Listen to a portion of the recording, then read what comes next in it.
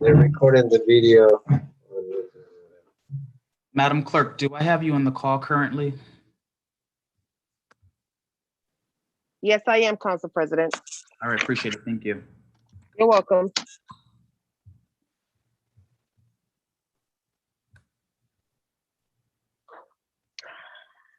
forgot to text him. Jesus. Yeah, where's Edgar? Huh? Yeah. Yeah, but he's not live. He's picture there, right?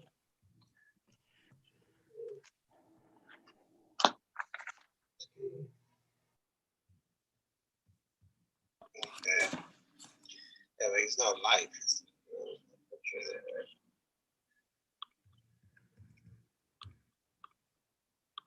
Madam Clerk, can you please work with me in confirming a quorum?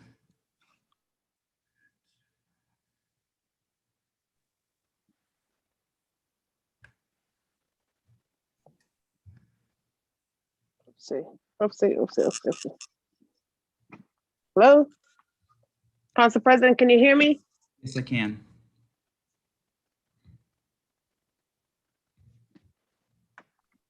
Can't got your piece and see.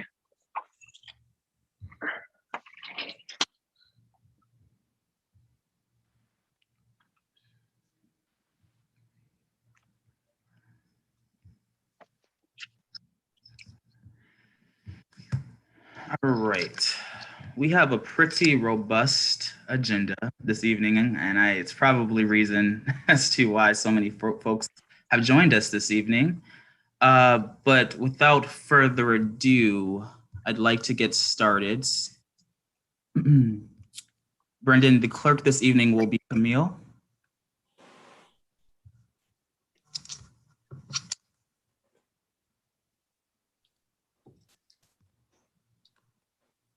Camille, are you on your cell phone? I'm just trying to see. Yes, I am. Okay, so I'm Brendan, still on my cell phone. it says iPhone for her. You're welcome. Yes.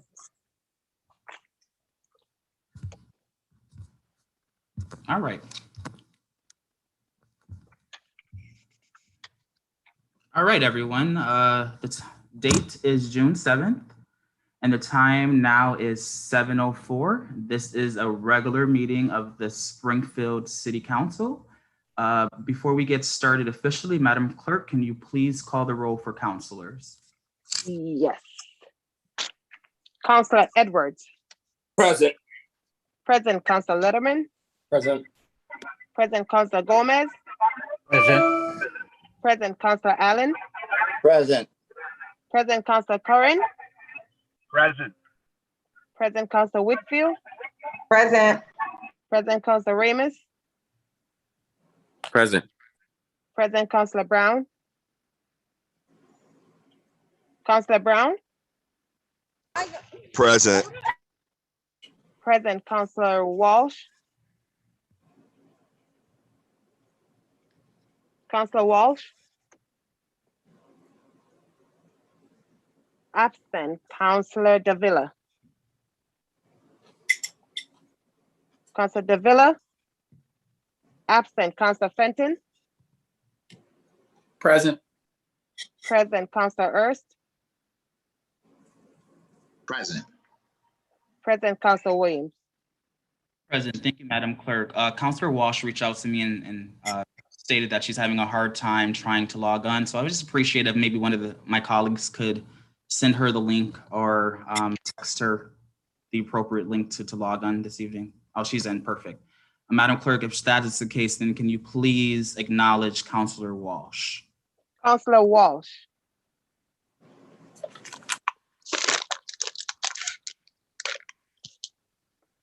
Councilor Walsh.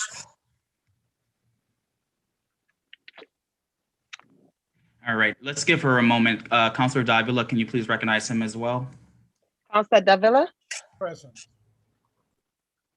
All right, thank you all. At this time, can counselors and guests please rise for a moment of silence followed by the Pledge of Allegiance? Thank you.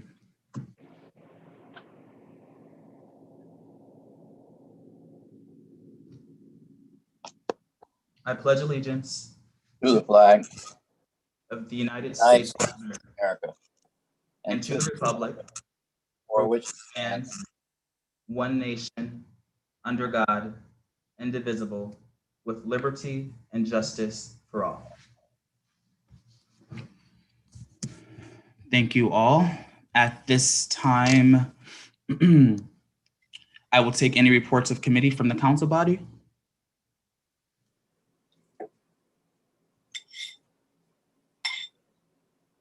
Again, I will ask, are there any other reports of committee this evening? Councilor Letterman? Good evening, Mr. President. Thank you. I have two reports of committee this evening. The first is actually a report of the Maintenance and Development Committee, which met on May 27th. Councilor Walsh had asked me to chair that meeting in her absence. And so we did take up two items that had been referred to the Maintenance and Development Committee. We were joined by Councilor Fenton, who's also a member of the committee and established quorum with myself, as well as Councilor Ramos, Councilor Hurst, and Councilor Davila. The two items that had been referred to committee, the first was the contract that with the Springfield Parking Authority for their contracting of the organization or company that enforces towing in the city.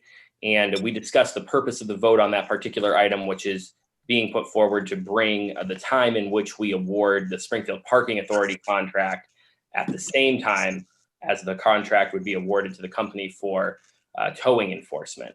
And very good conversation took place, especially with Councilor Ramos relative to some of the concerns that were raised by councilors in terms of the contractual obligations of that company.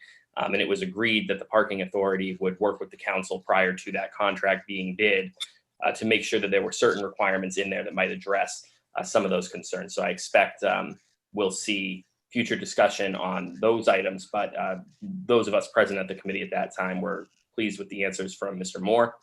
We also had a conversation with Eversource regarding the telemetry cabinets that are being proposed across the city to increase their ability to track changes in pressure within the gas system.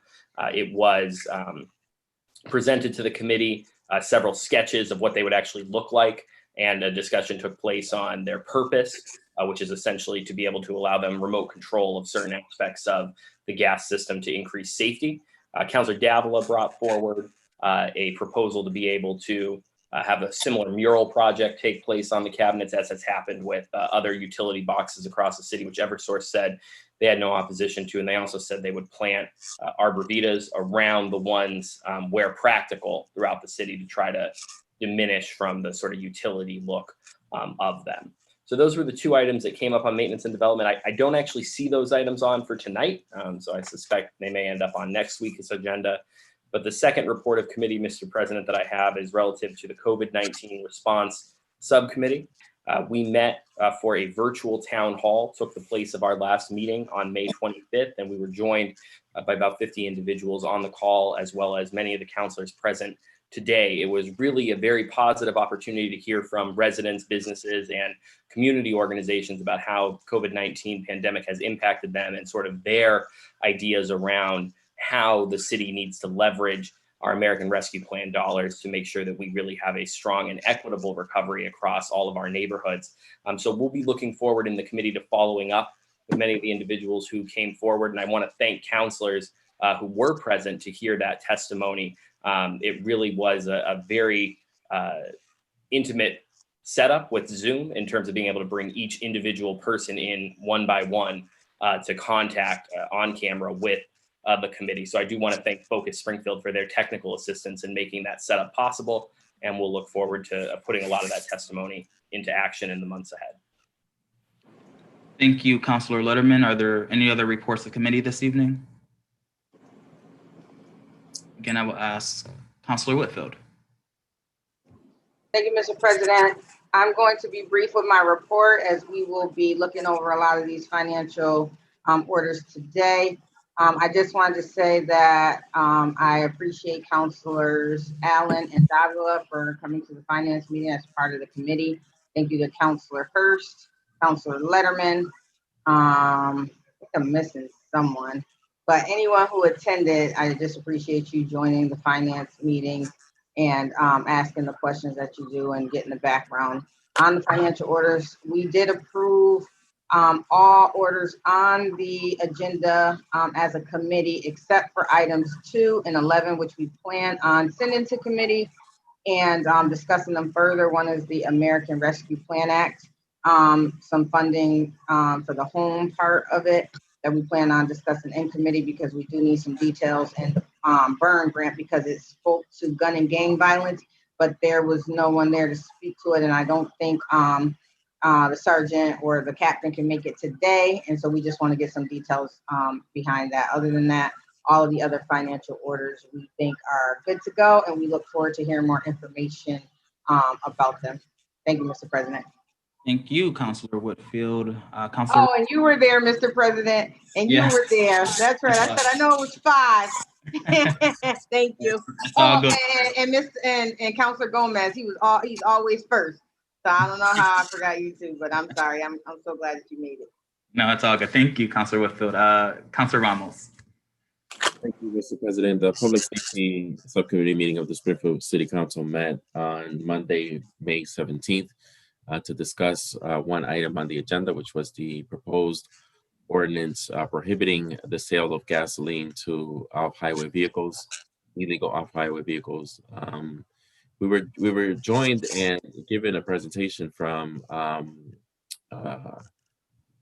some of our friends in government from New Haven, and they gave us sort of an overview of the ordinance that has been in the books there since December, and how they arrived at the language that they ultimately passed, and sort of the pitfalls to look out for. And it was great information, and I used the information gathered at that meeting as well as the previous meeting, the first meeting that I had, which I've already reported to the council, and proposed and actually amended our ordinance to address some housekeeping issues, as well as some of the things that were brought up in committee. And so I had Sue send out an updated version of the ordinance, which I'm going to be making a motion later today. One, to take it out of committee, and secondly, to adopt the amended version, which has some language that we needed to correct in order to make it enforceable here in the Commonwealth of Massachusetts, as well as making it clear who has the enforcement authority from the municipality of the city of Springfield. So we're ready to move forward with this ordinance tonight, Mr. President. And I want to thank Councilors Whitfield and Curran, who were present at that meeting as well. And I thank the councilors who were present at the first meeting where we initially discussed this ordinance. Great. Thank you, Councilor Ramos. Are there any other reports of committee this evening? Councilor Fenton, would you like to kind of give a report for the search process? I know it was contained within the last meeting, but I'd like it there for the vote. Thank you, Mr. President. Council President Williams appointed the city clerk search committee a couple of weeks ago. We deliberated on 3 evenings last week on June 1st, 2nd, and 3rd. We evaluated the applications for the position of city clerk and began with 72 applicants, 15 plus of them holding master's degrees from a variety of experiences and education backgrounds. We took 4 different rounds of voting to limit the pool of applicants until we arrived at 3 final candidates. We interviewed those 3 candidates in executive session on June 3rd, and then made a recommendation to the full council that those 3 candidates be granted an interview, public interview, which took place earlier this evening. And Mr. President, earlier this evening, the council voted unanimously to elect Gladys Oyola Lopez to be the next city clerk of the city of Springfield. And that's our report. Thank you. Thank you, Councilor Fenton, and the work you and that subcommittee did. Are there any other reports of committee this evening? All right, seeing none, Madam Clerk, can we please call the roll to accept the reports? Roll call and accepting the report. Councilor Edwards. Yes. Yes. Councilor Letterman. Yes.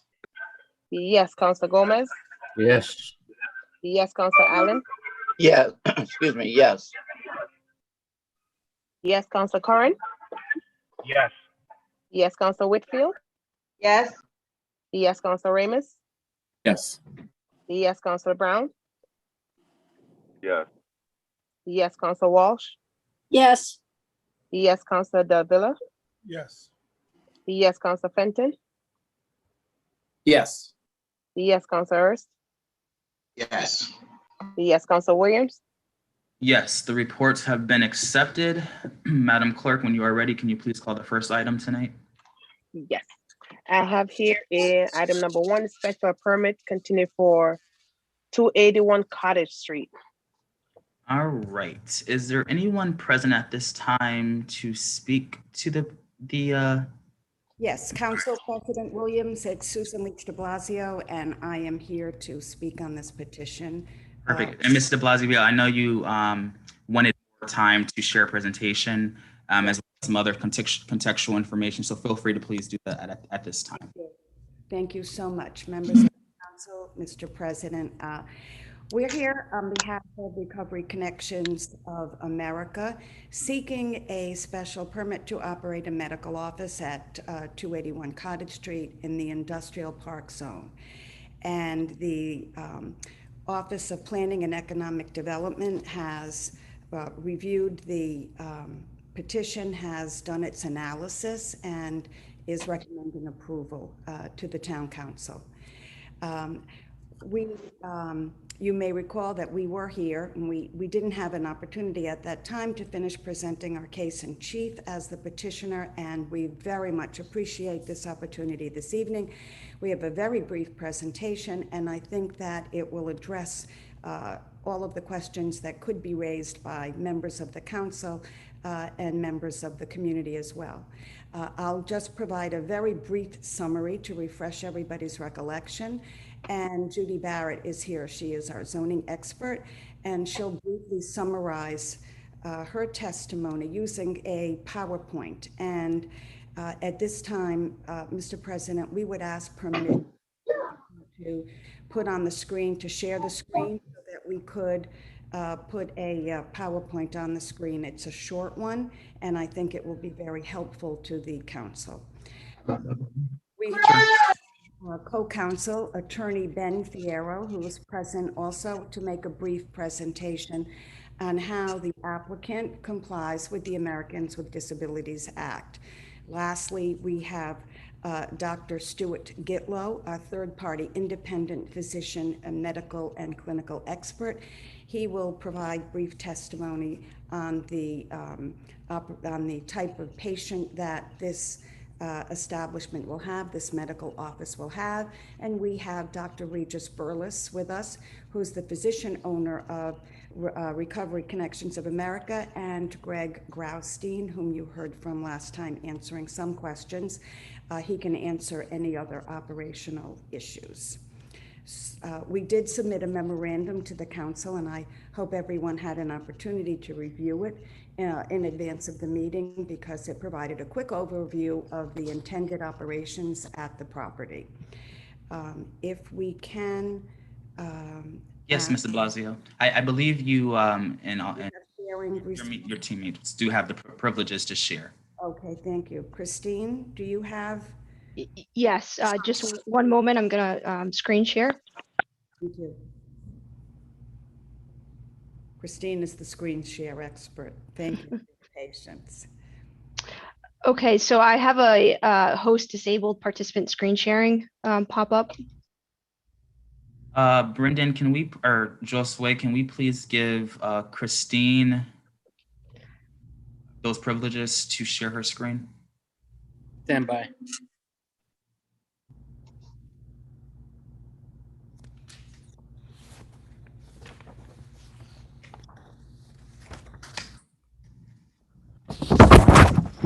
good now. All right, thank you. Okay, one moment. Great. Okay, can you please confirm, Susan, that you see my screen? See it, so we can go to the first slide, Christine. Okay. Thank you. Oops. So this is just a brief introduction, what we do, what we don't do, which is just as important, and why Recovery Connections of America chose Springfield and what we're seeking. Okay, thank you. So what does Recovery Connections of America do? What they do is they save lives. And when we review the statistics, you'll see how impactful that type of medical practice can be. Recovery Connections of America is a physician-owned medical practice, and it provides counseling and other services, addiction recovery services, to individuals who are seeking assistance with recovery, who have substance use disorder. The locations they currently operate are in Providence, Rhode Island, and in Massachusetts. They operate in Attleboro, Brockton, Taunton, Dartmouth, Natick, and Worcester. I'll point out that Providence is only a few steps. That's the office, the medical office that's been open the longest, for over 5 years, and it is steps from a church and also steps from an elementary school. You will see that there have been, according to the letters that we submitted from the landlords and testimony from our client, that there has never been a problem, there has never been a concern, there has never been any kind of disturbance or concern in the neighborhood. And these are locations that are, especially the Province one, in a mixed commercial residential neighborhood, and so some of the other ones are as well. Like any other medical office, as if you were going to your primary care physician, you call up and you make an appointment. So nobody shows up without an appointment. Because of that, everybody is scheduled, they're spaced at appropriate intervals, and for that reason, there is never anyone who would be congregating or waiting outside of the office. They would be able to come in and wait inside the medical office and wait for their appointment. At each appointment, there are licensed physicians who examine the patients and in appropriate circumstances will write a prescription. What happens with that prescription? That prescription would be sent by the physician electronically to the patient's pharmacy to be filled. There is no loitering, there's no waiting outside, and patients do not leave with medication ever. Thank you, Christine. Next. And the most important thing I would like to address is the fact that Recovery Connections of America is not a methadone clinic. And I know that from many of the comments that we heard from the community. I think people sometimes think of a substance use treatment facility as a methadone clinic, where they may have a picture that in their minds that they've seen from the movies or from television, or perhaps from some experience they might have with one in a particular location. This is a physician's medical office. It is not a methadone clinic. This applicant does not give out methadone. It doesn't give out any medication. People do not leave with medication. People do not line up to get medication. That just does not happen. People make appointments. They have appointments just like when you go to the dentist or to your primary care physician. The applicant believes that however people find recovery is wonderful for them. Everybody has their own path to recovery, and there are many different approaches to assisting people in recovery from opioid addiction in particular. And this applicant uses one that has proven by medical science and many years of good scientific data, and Dr. Gitlow can talk about it, how this approach helps thousands and thousands of people. RCCA is a good neighbor and intends to be a good neighbor. Thanks, Christine. Next. There estimates that they'll have perhaps 10 patients in a day. With respect to transportation and parking,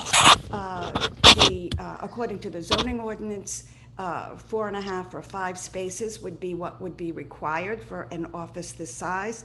In fact, there are more than 13 striped parking spaces in the adjacent lot available for this use. In addition to that, those patients who would need public transportation will be taking the Mass Health Public Transportation Assistance, and they will be dropped off at the door. So safety concerns about having to cross streets will not be a problem because they will have door-to-door service. Just to let you know, why did RCCA choose Springfield? Well, you can see from where else they operate that they have chosen other locations as well, and they are all based on need. The whole point is to help people.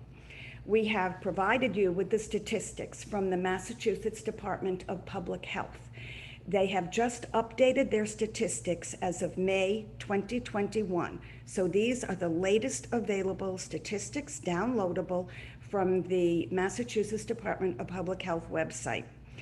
In 2019, there were 1,131 EMS opioid-related incidents in the city of Springfield. That rose in 2020 to 1,147.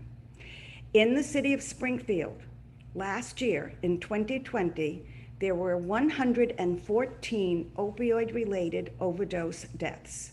That's the highest in any year between 2015 and 2020.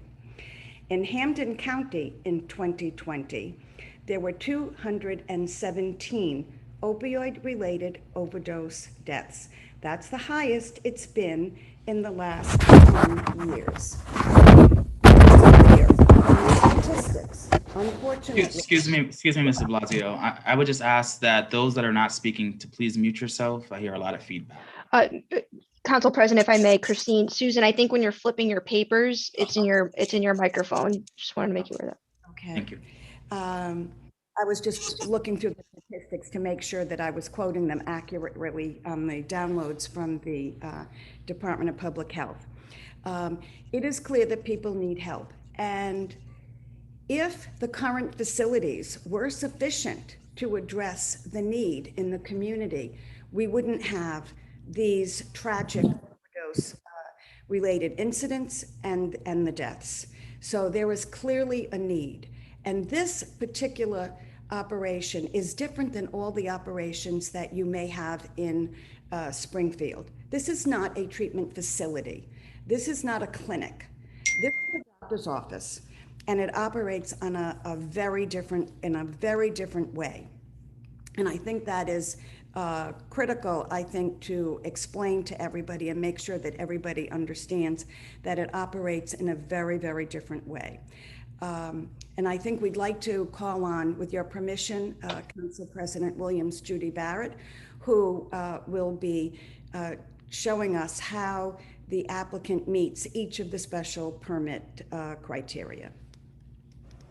Sure, and I just as Mr. Blasio, just in regards to your initial presentation, 10 minutes remaining. The other folks that you brought forward will be able to speak. If they're proponents of the project, they can speak at that time.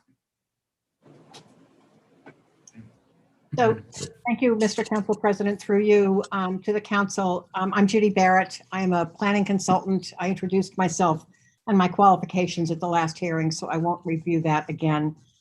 Christine, can you just go on to the next slide so we can walk them through? I'm not going to repeat things I said last time, but I would like to kind of emphasize we did learn a few things. As I think we demonstrated before, the site has adequate parking. Susan also mentioned that the public transportation option used by patients who cannot drive would be the Mass Health service. And of course, that's a dropping off at the door. So I think any concerns about pedestrian safety probably can be put to rest. But I was also quite pleased as a planner who does a lot of work in smart growth and smart transportation planning to see that the city has a project underway for improvements at Cottage Street, Industry Ave, and Robbins Road. It's in the TIF this year. It was out for bid a couple of months ago.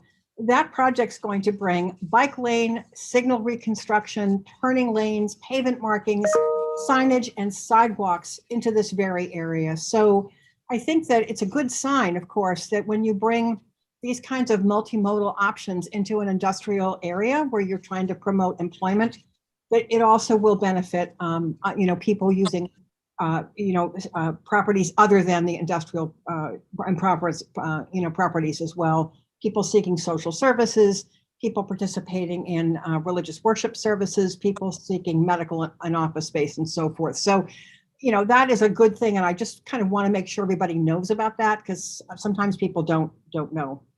Next slide, Christine. One of the criteria that you consider is the adequacy of utilities. The property is fully connected as one would expect in an industrial location. It has water and sewer access, it has electrical access, it has communications access, pretty much everything a business office, or for that matter, an industrial property would need is right in this location. Next slide. The character and intensity of surrounding land uses, it's an interesting property in that it's very small. So although the industrial park district, I think, kind of has a vision of what it wants to be in terms of somewhat larger, employer type establishments. The fact is we have an existing property that on its own is not really able to fulfill that kind of purpose. So we have to think about what can this property in its current state be? And it really is well suited to an office use, as was previously the case. The surrounding land uses, I think I mentioned last time I was out there a couple of times just to get a sense of the area. You have a real mixed use and mixed intensity of use environment out there. As one of your council members pointed out, we're right on the borderline of kind of two industrial zones. So it's not really a surprise that you have kind of office, you have an HEM next door, you have some retail, industrial, public services, food services, open space and conservation land. It's kind of everything but residential in this location. So I don't think a building of 15 or 1600 square feet really is capable of creating much of a conflict with that kind of environment. And of course, it's located pretty substantially away from residential neighborhoods, which I think, given the proposed use is probably, a good thing. Impact on natural resources, fortunately, it's an existing property, existing parking, existing building. There really is no way for this kind of use to have an adverse impact on the natural environment, or for that matter, historic resources. It is an existing structure served by an existing parking lot. The use involves only sort of service appointment only services to medical patients seeking substance abuse treatment. So I don't think this criterion is a challenge for this particular project to meet. Next slide, if you would, please. Impact on public safety and city services and so forth. Combating substance use disorders should have an upstream benefit for the city of Springfield, as it does in other locations. The goal is to reduce opioid-related demands on public safety personnel. Privately funded service with direct public health benefit, maximizing potential for working people to remain employed while recovering from what I think we all know is a deadly addiction. And of course, as a lease-paying entity, RCCA contributes to the city's commercial tax base. As I think you probably know, your commercial non-residential properties are assessed on an income basis. So it's a benefit to the property to have a tenant, frankly. Next slide. This organization will provide healthcare benefits to Springfield and the surrounding area, providing access to treatment for people with substance abuse disorders, advocating for the well-being and the community health of Springfield community members. It's what every healthcare facility does, regardless of its type. This is no exception. The property is equipped with a security system, which really will enable it to kind of mitigate any impact, which we don't think will happen anyway, but certainly to mitigating the impact on demands on public safety personnel. As was previously stated, this is not a facility that disperses medications on the premises. It's a behavioral health program. It provides access for eligible people to prescriptions that they are filling off-site. Last slide, please. I mentioned last time that I just wanted to quote from you. We spoke with 2 of the other communities. We did not speak with all of them. We wanted to get a sense. We weren't asking them to support this application. We were asking them about their experience with RCCA. Because in my opinion, that was the most relevant thing. When you have an application in front of you from a given service provider, it would make sense to ask what other communities' experiences have been with that service provider. So we have an email communication from Taunton, who said the communications officer there reported to us that he had reviewed the call history for that property. He said we've responded 3 times in the last 4 years. 1 was EMS related. We don't know what the nature of that EMS call was. We do know that the other calls were related to sort of building alarm issues, false alarm type calls. Providence, where the RCCA has been in place the longest, it was actually the deputy fire chief, pardon my typo in that heading. On April 22nd, we had a phone conversation with him, reported to us that there had been 6 calls to 911 back to 2017. So in his opinion, that was not very many in 4.5 years. The facility opened in 2016 there.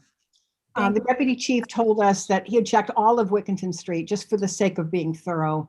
And he said that he was personally on the EMS team for one of the busiest units, and he said he had never been called there. So I think this kind of helped us be able to come to you and say credibly and honestly, we do not see a basis to say that there is an adverse impact on health, safety, and welfare of the surrounding area or the city as a whole. Thank you very much, Judy. Susan, I think your mic might not be working, but Council, Can you hear me, Christine? yes, you were going in and out. Oh, okay. We would like to ask Mr. Benjamin Fierro to speak now. He has some important information for the council. All right, and Ben, if you can keep that as concise as possible, I would really appreciate it. I certainly will.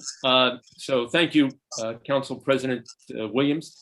I appreciate this opportunity, and it's my honor to appear before the Springfield City Council in this matter, and I hope that I can be helpful, because that's the role I'd like to play. So let me just take a moment to tell you about myself. I serve as special counsel here to Recovery Connection Centers of America. My practice involves advocacy on behalf of providers of mental health and behavioral health services. I represent the Association for Behavioral Health Care, which is a trade association of providers throughout Massachusetts, many of them in Hampden County. Center for Human Development, for instance, is one of the important providers out in Hampden County. I've advocated for more funding for treatment services for both the mentally ill as well as people in recovery. Councilor Kern is familiar with my work at the State House, and I miss not having the chance to work with him there. I also represent individual providers such as this in attempting to work with communities and opening group homes for individuals with intellectual or developmental disabilities, programs to provide mental health treatment and substance abuse. What I wanted to convey and try to be helpful to the council is that I do believe that on the merits in terms of zoning, we have presented a case that meets all of the criteria in your zoning ordinance. And again, I would repeat that the report itself from your Office of Planning and Economic Development endorses this use at this location. So, I think we've done that. But importantly, what I wanted to convey, because I know, Mr. President, you and some of the other members of the council recall that the city of Springfield did enter into a consent agreement or settlement agreement with the Department of Justice in 2004 because the city was not in compliance with the Americans with Disabilities Act. And that's important to keep in mind here because Title II of the ADA, it applies to cities and towns and all forms of state government, not just to places of public accommodation. And addressing disability is not merely curb cuts and sidewalks and ramps. It is also accommodating through your land use programs that provide treatment assistance for those with disabilities.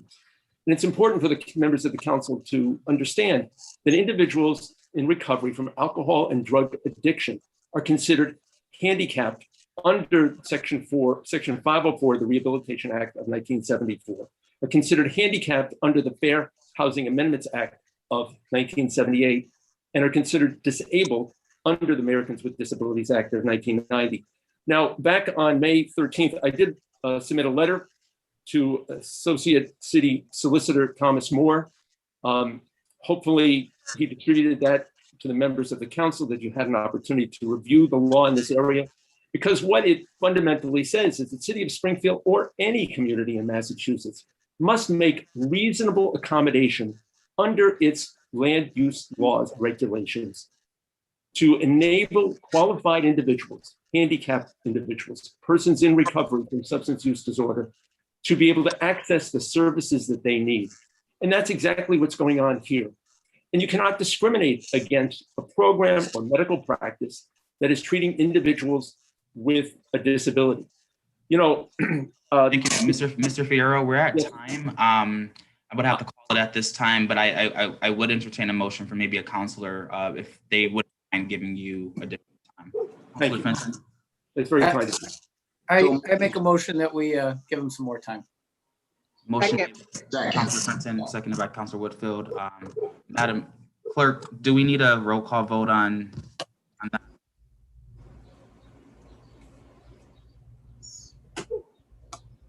The motion was made by Councilor Fenton and seconded by Councilor Whitfield. Yeah, yes. Is there any objections? No objection. Feel free to proceed. Thank you so very much, and I appreciate that, Councilor Fenton. So 2 points I would like to make. First, the city council, and in some communities, a special permit such as this would be handled by a zoning board of appeals, for instance, or a planning board, some other body. In this case, obviously, it's the city council. In considering a special permit for this medical use, you cannot treat it any differently than any other medical use. In other words, if this was a medical office that was treating individuals with HIV/AIDS, for instance, you couldn't treat it any differently. Or for that matter, any other medical office that is treating individuals with any other medical condition, medical or mental condition that they seek services for. So that the zoning criteria in your ordinance that you're applying, parking, impact on the environment, and so on, has to be the same criteria. You cannot, it is discriminatory to make a decision based upon the population being served. That's exactly what the ADA was trying to address because of the concern about stigma, the concern about stereotyping individuals, whether it was individuals with HIV/AIDS, or in this instance, individuals in recovery. The fact is, we know that this opioid addiction epidemic cuts across all demographics, all income levels, all individuals. And irrational fear about these individuals seeking recovery, and that's the important thing here, seeking recovery cannot be part of the decision-making process. And I respect the concerns expressed by the parishioners of the nearby church. They, of all people, should understand that you cannot discriminate against individuals who are protected by the Americans with Disabilities Act. Furthermore, under the law, again, any municipality must make a reasonable accommodation. So what does that mean? That means that if a program such as this, a practice such as this, is seeking to open up and operate, any of your local zoning regulations must be waived unless the request is unreasonable. And what is the test the courts apply for what's unreasonable? There's really two tests. First, does the request impose an undue burden on the municipality? Is there a cost to the municipality? Are there services that would be demanded of the municipality? Would it adversely affect potentially the tax base of the municipality? Well, clearly here, that's not the case. There's no services, there's no demand, there is no burden placed upon the city of Springfield. In fact, there's many benefits, as was recalled by Judy Barrett. And then secondly, the second question is, if there's no undue burden, would this use fundamentally alter the underlying zoning? Well, clearly that's not the case here either, because this office use is an allowed use in the industrial park district with a special permit. So in summation, the city of Springfield has an obligation under the Americans with Disability Act. And if the city of Springfield receives federal funds, which obviously it does, it has an obligation under Section 504 of the Rehabilitation Act to allow and permit a program such as this, serving qualified individuals to be able to receive the services that they're entitled to. And so I would also say in closing that in my opinion and in my experience, and I believe the law does actually not require recovery connection centers to seek a special permit, but they have done so because they believe in the process. They want to work with the community. They welcomed a review by your Office of Planning and Economic Development. And we wanted to thoroughly vet with you and answer the questions that you, and for that matter, the abutters might have. So I hope that's helpful. Again, I believe that the city is sensitive to these issues, given its past history. And I would hope that the council would approve the special permit under these circumstances. Thank you so very much, Mr. President. Thank you for indulging me. I greatly appreciate it. And of course, I welcome any questions. Thank you, Mr. Fierro. And I neglected to ask your address for the record. Can you please just state that at this time? Of course. My firm is Lynch, L-Y-N-C-H, and Fierro, F-I-E-R-R-O. And we're located at 6 Beacon Street, Suite 425, Boston, Massachusetts. Thank you, Mr. President. Thank you. All right. So right now I will ask the clerk, Madam Clerk, have we received any testimony for those that are in favor of the special permit? Yes, respectfully, Council President Williams, we had one more witness that was going to testify about what a typical patient might be. He's an expert in addiction medicine, and he could answer questions or testify, if you wish, about what a typical patient would be like and why the need is obviously so necessary. And thank you, Mr. Blasio. At the appropriate time, when I pass it over to counselors for questions and deliberation, they can ask that at that time for the appropriate person. But Madam Clerk, I will circle back with you again and ask if we've received any testimony in favor of this special permit.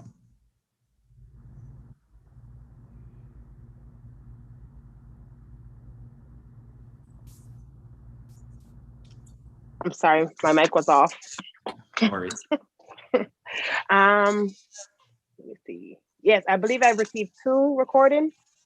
Is that in favor or opposition? I believe that's opposition. Opposition. Okay, so none in favor. None in favor. All right. Seeing none, the testimony that you have for opposition, can you please either read it into the record or play the audio recording? Sure.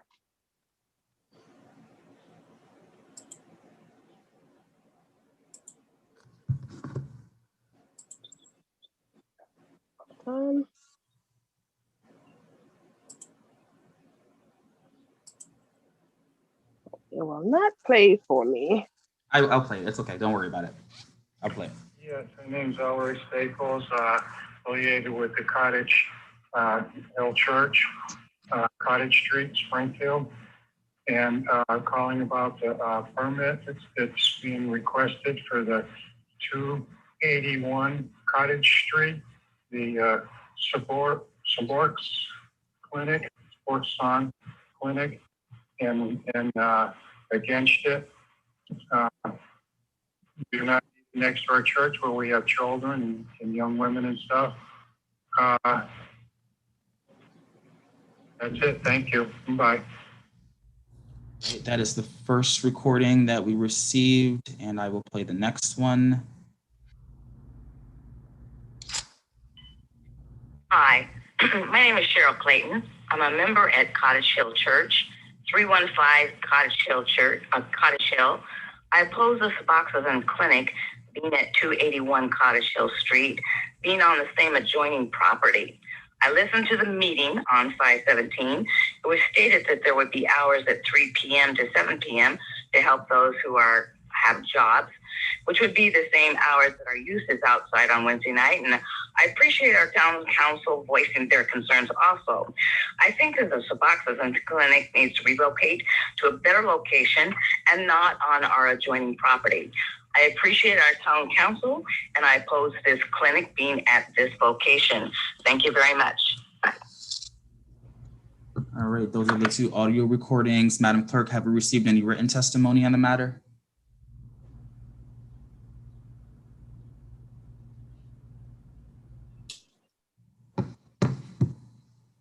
Madam Clerk, I believe you're muted. No, I have not, Councilor Williams.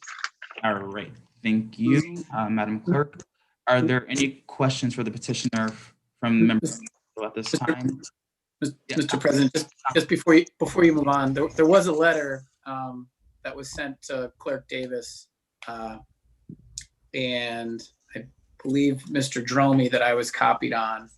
Feel free, Counselor. Report it to you for the record. Thank you. Thank you. Hold on.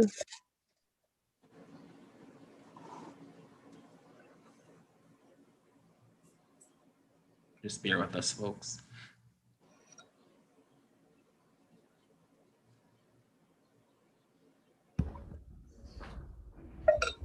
All right, I will read that, Madam Clerk, if you don't have that readily available. It is from Jeff Chandler. It says, thank you for the time and thought that the City Council is giving for the special permit requested for 281 Cottage Street by Recovery Connection Centers of America. Though I addressed Cottage Hill Church's opposition in a prior email to the council, I wanted to note a line of statements that made at the last council meeting as an indication of one of those concerns. These are the statements made. Our concern is with the inconsistency of them. First, Mr. Blasio stated there could not be loitering. Second, Greg Grosstein said they would see up to 14 clients per hour. Third, Mr. Blasio stated that most of the clients take public transportation. Fourth, the PBTA bus route shows the bus comes to stop across from 281 Cottage Street every 50 minutes. Where will these clients be as they wait? The fifth item, it was stated that the Suboxone Clinic would initially be open on Tuesdays and Saturdays. The bus route does not come to Cottage Street on Saturdays or Sundays. Opportunity to voice our concerns. We do hope the City Council will share our concerns enough to recognize that 281 Cottage Street is not the location for the Suboxone Clinic. Sincerely, Jeffrey Chandler from the pastoral team at Cottage Hill Church. All the testimony we have received to this point. At this time, I will take or entertain questions from the council. Councilor Brown.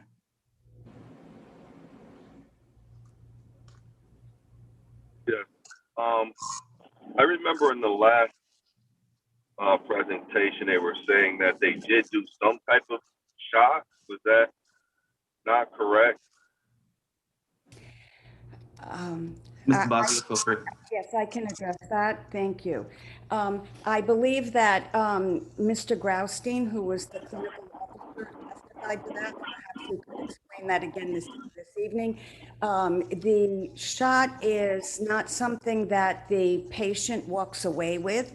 It is ordered for particular patients, and it's ordered when they know a particular patient will be coming in, and it arrives at a particular time just for that patient. And the patient gets an injection from the healthcare provider, from the physician, and never leaves with anything other than having had the medical treatment in the office. Okay, because I just was curious. In this presentation, it was said that there was nothing given. So I just want to make sure that that's clear.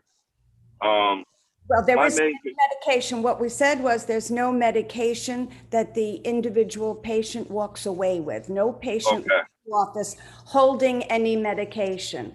Either a prescription is sent electronically to the pharmacy, or in certain situations, a patient would be receiving a shot. Okay, and my biggest question is, have you talked to the neighborhood local churches and the neighborhood people who are going to be impacted by it? Because because a lot of times I understand that if I was to cut and paste, I don't know, a Dunkin' Donuts, anything that would even be helpful, that I believe that's really great. But the community doesn't want it, and they're impacted by it. I just was curious, did you have a chance to talk to any of them yet? Well, yes, members, I think that members of the applicant did attend 2 meetings. We wrote letters seeking communication. We wrote letters to the pastor of the church and others asking to have meetings and to have communication. And we did not get a positive response. What I would say is that I recognize, Counselor, that we are hearing objections from members of the church and members of the community. And it's clear that some people object to Mr. Blasio? Yes. You're fading in and out. I just Sorry. want to make sure we can hear you. Christine, I'm going to ask you to take over. But I think the objections are because people do not understand precisely what happens and what type of patient goes there. Mr. President, Yes. with your permission, if I could just elaborate. Sure, feel free, yes. Thank you. And in response in part to Councilor Brown's question, you know, I've been doing this work for a long time, not just with drug recovery programs, but as I mentioned, group homes. Last year, I represented an organization opening up a group home for 6 mentally ill adult males. We met with the neighborhood, but you won't be surprised, the neighborhood opposed a group home for 6 mentally ill men. A few years ago, I represented Center for Human Development in West Springfield, in which we sought to open up the Cancer House of Hope, a residential program to assist individuals and families who are dealing with cancer. The neighborhood was opposed to it. They argued it should be in a medical district. They argued it would affect property values. They argued traffic. The reality is, Mr. President, that I've never seen a situation where neighbors welcome any of these things. That's the reason we have these laws. That's the reason we have the ADA. That's the reason we have the Fair Housing Act, to ensure that everyone has equal access to treatment or housing or services. So I just want to be very straightforward and candid with you. We understand that. Outreach was made, but you know, in this day and age, unfortunately, there's still stigma around that. And that's why we have these laws, so that people have that equal opportunity. Thank you, Mr. Fierro. Thank you. Yeah, I'll end real quick, Mr. President. I don't want to speak long, but I appreciate your response. I really do. But unfortunately, when you're talking about a religious-based community, I believe that it now applies. Are they moral? Do they love people? I mean, are they doing it for the wrong reasons? How many times have you reached out to them? So when they say person says 2 letters, I believe that they would probably be more open to some more open dialect than that. But that's just pretty much my concern. Thank you, Mr. President. Thank you, Councilor Brown. I'm sorry, I'm going to go on to the next counselor. Thank you, Councilor Brown. Councilor Fenton. Thank you, President. I have quite a few questions about the presentation, and thank you to the team for presenting it. I do want to acknowledge, though, that it is already 8 o'clock and we have an extremely robust agenda. So I think, I mean, just based on the extensive testimony that we've received so far, you know, if members don't want to continue this for at least another half hour, I think somebody should make a motion now to continue it to the next meeting. I'm fine with continuing, but you know, if members want to move along in less than a half hour, I would ask somebody to make that motion now before I even get started. I don't know how everybody feels. I'll make the motion to carry it to the next meeting. Second. Motion made, Second. motion made by Counselor Edwards, seconded by Counselor Davila. Madam Clerk, can we please call the roll on, and Counselor Allen and Counselor Ramos, is it on the motion or on the item? Mine was on the item. Okay, so if that's the case, Madam Clerk, can you please call the roll on continuing the item until the next regular meeting?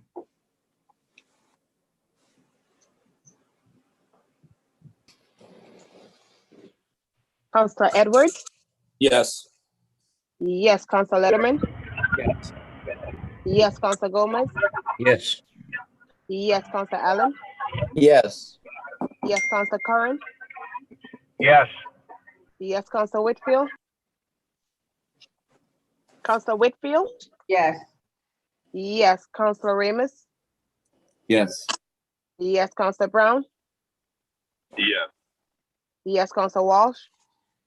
Yes. Yes. Counselor Davila? Yes. Yes. Counselor Fenton? Yes. Yes. Counselor Ernst? Yes. Yes. Counselor Williams? No. The matter is continued until the next regular meeting on June 14th. Thank you. Thank you, Madam Clerk. Thank you very much. Thank you. Madam Clerk, can you please call the next item on the agenda? Item number 2, a special permit to operate all in service known as 4 Bernie Avenue. All right, Madam Clerk, did we have any additional testimony for those in favor of the special permit? Hold on 1 second, Counselor.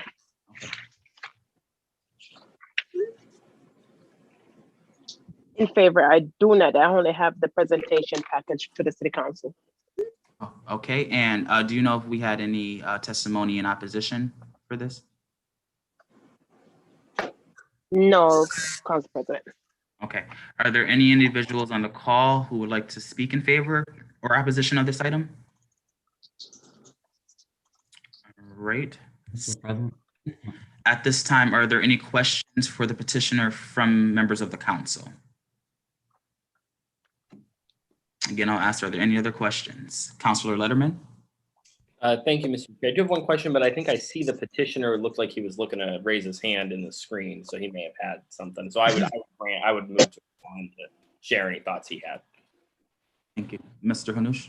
I appreciate that. Thanks. Please state your address for the record too, please. Yes, Danny Hanush, 116 Forest Ridge Road in West Springfield.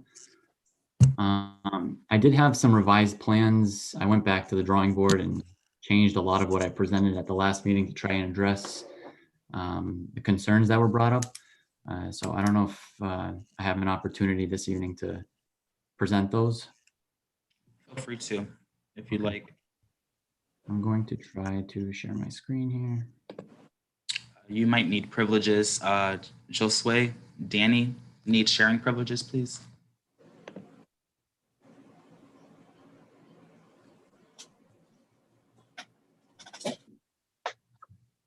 Are you able to see this? Yes. Okay, great. Thanks. So the big concern that was brought up at the last meeting was obviously odor and visibility from the tunnel and making sure there was an emergency spill plan. So I tried to address all those items for this evening. So what I did was originally the proposed building was to be located here and a frac tank located here, which was the above ground tank. I don't know if you can see my cursor. Yes. Okay. So what I did was I relocated the building, moved the frac tank to be sandwiched between the proposed building and the existing building. And I attached the frac tank to the building so that there's a new process that we're going to do rather than unloading outside and in the exposed air, basically. Vehicles will pull in, they will enter into the garage that's located here. They'll close the garage door. They'll unload into the tank from inside of the building. The inside of the building will have an exhaust system with carbon filters designed to mitigate any potential odors.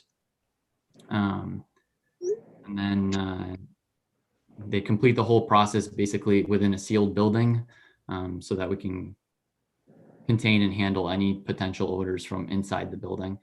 And then they'll park and the next day go back out with an empty tank.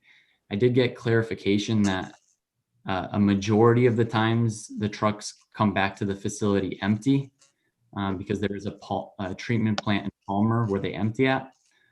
So this frac tank is designed in the event that they're not close to Palmer so that they can empty in. And same thing when emptying the frac tank, the truck will pull in, it'll enter the building, close the door. And when they empty the tank, it'll all be done within the building and then leave from there. So it is concealed, so it will not be visible from the tunnel. Everything is contained to inside the building. Trucks will be stored inside the building. That's basically it. I did revise, I put together the odor mitigation plan as well. Consulted with some odor engineers who would be designing the systems for the building. I did email this to Phil yesterday. I don't know if counselors had a chance to review it or did I go through it, Mr. President? I'm not sure, Phil, correct me if I'm wrong. I'm not sure if that was forwarded, but if not, Danny, feel free to submit it for the record and it'll be a part of the presentation. Yeah, I'm pretty sure I sent that out to the city council this morning. Okay, thank you. I mean, I'm not sure there's a need to go through the whole order mitigation plan. I reviewed it and it looks pretty solid to me, including the changes where the majority of the processing is going to be done inside a building. The odor concerns kind of are mitigated by just that fact. Okay. Thank you, Phil. Again, this is just a letter from the tenant stating that the company does not handle any hazardous waste at all. This is a emergency spill plan that the company is required to have by the state, actually. So I was provided this. I know a few of the counselors had requested that. And just a little bit of info on the company. And there was a letter of recommendation from the New North Citizens Council, but I don't think it was submitted to the record. So I'm happy. Thank you. Thank you, Danny. I will entertain any questions from the council at this time. Councilor Hurst. Thank you, Mr. President. This is just really more of a comment. I just want to say I appreciate Danny, who has done business in the city of Springfield on numerous occasions and certainly brought a number of projects to the city council. I appreciate his efforts in terms of taking what the councilors had concerns with under consideration and then coming back before the council with a revised plan. Shows that you really are taking this seriously, and the fact that you mitigated or presented an odor mitigation plan is impressive, and the fact that you'll be dumping inside the building is even more impressive, which will certainly go a long way towards mitigating the odor. So I appreciate your efforts, and I certainly will be supporting this tonight. So thank you, Dan. All right, thank you, Councilor Hurst. Councilor Letterman. Thank you, Mr. President. Yes, I just wanted to express similar sentiments of appreciation for the revision. I think the odor was the real concern I had, especially with the increased pedestrian traffic we're expecting over there. And I think that this new plan will both be more visually appealing and also take care of that concern. So the only question I still had was, will you still do some landscaping just between the property and the soon-to-be tunnel and pedestrian area? Of course, I did put that in the plan, and I'll do my best to completely. So my goal is to have this whole property non-visible from the other side. So that's I'll do my best. It might take a couple of years for some trees to grow, but we'll grow it. Absolutely. Okay. Thank you. Thank you, Councilor Letterman. Councilor Gomez, I see you applauding, but I think you're really raising your hand. So I will give you the floor and then Counselor Walsh. Yeah, thank you. I've been trying to find that and I can't find it. That's the only one I find. But I have walked the property as it lies on my ward, and I have stood right in the middle of it and looked out toward the Brightwood section and the plan that he's got. And really, this is a great location for this project, and it will not hardly be visible from the other side of the tracks. The visibility coming out of the tunnel also will be cut down by the project that the individual in question has. So I believe that this is a great project for the community and for the city of Springfield, and I will definitely be voting for it. All right, thank you, Counselor Gomez. Counselor Walsh. Myself, I'm happy to see this revision, but I would like to ask Phil Dromey, your impression of it.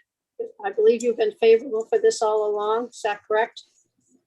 Yeah, again, in the first, my kind of only concern was kind of the odor, but I do think the plan that was submitted tonight addresses that.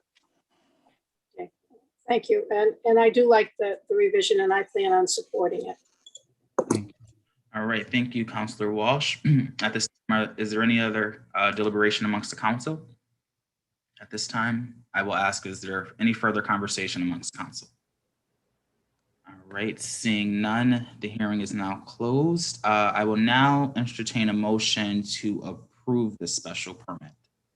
So moved. Motion made by Counselor Whitfield, seconded. Can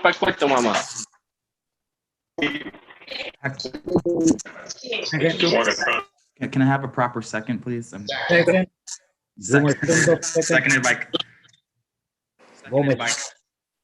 Seconded by Counselor Hurst, I believe it was.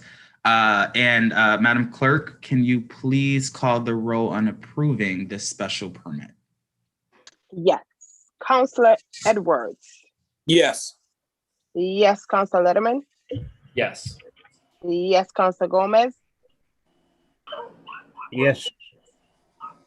Yes, Counselor Allen. Yes. Yes, Counselor Curran. Yes. Yes, Counselor Whitfield. Yes, thank you for the revision, Danny. Yes, Counselor Ramos. Yes. Yes, Counselor Brown. Yes. Yes, Counselor Walsh. Yes. Yes, Counselor Davila. Yes. Yes, Counselor Fenton. Counselor Fenton. Yes. Yes. Yes, Counselor Earth. Yes. Yes, Counselor Williams. Yes, the special permit is approved. Congratulations. Thank you all so much. I appreciate it. Thank you, Mr. Hanush. Counselor Edwards, on the reasons for approval, please. The specific site is an appropriate location for such a use, structure, or condition. The use as developed will not adversely affect the neighborhood. Adequate and appropriate facilities will be provided for the proper operation of the proposed use to incorporate planning staff analysis into the decision as the basis of the findings. Thank you. Madam Clerk, can you please call the roll on accepting the reasons? Counselor Edwards. Yes. Yes, Counselor Letterman. Yes. Yes, Counselor Gomez. Yes. Yes, Counselor Allen. Yes. Yes, Counselor Curran. Yes. Yes, Counselor Whitfield. Yes. Yes, Counselor Ramos. Yes. Yes, Counselor Brown. Yes. Yes, Counselor Walsh. Yes. Yes, Counselor Davila. Yes. Yes, Counselor Fenton. Counselor Fenton. Absent. Counselor Earth. Counselor Hurst. Absent. Counselor Williams. No, hold on, Madam Clerk. Counselor Hurst and Counselor. Yes, I'm sorry. I was having a little trouble getting to the mic. Okay. Sorry. That's a yes from Counselor Hurst and Counselor Fenton. I'll go circle back to you. Okay. And Counselor Williams. Yes. Yes, yes. And I okay. am also a yes. Okay. Thank you. So yes, Thank you.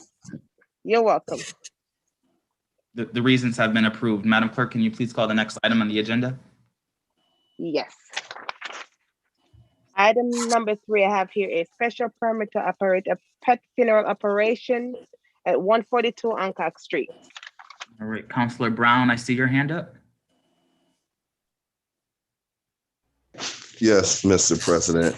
I would just ask if we can move this to committee. A lot of the community and the neighborhood council have been reaching out to me and different councilors in concerns of just getting a better idea of really what's going on over there. They really haven't had a chance. I know today they had a quick chance to quickly meet with a few people. So I'd ask if we can send this to committee, just so the community could have a chance to kind of review it, because a lot of the people are nervous. Right. Thank you. Thank you, Councilor Brown. There's a motion on the floor, but before Yes, and I'll second that motion. I heard the same concerns expressed by Barbara Gresham of the Old Hill Neighborhood Council, president of the Old Hill Neighborhood Council, and I apologize here. She said a number of constituents were concerned regarding the property values and what it would do to the property values, as well as just whether this was an appropriate use for this particular area. And so, like Councilor Brown said, they did meet briefly today, and they plan on meeting again on Friday. And so hopefully we'll have more information at our next regular meeting. So I will second the continuing of this item. All right, thank you, councilors, for that context. A motion has been made by Councilor Brown, seconded by Councilor Hurst. Madam Clerk, can you please call the roll on continuing this item?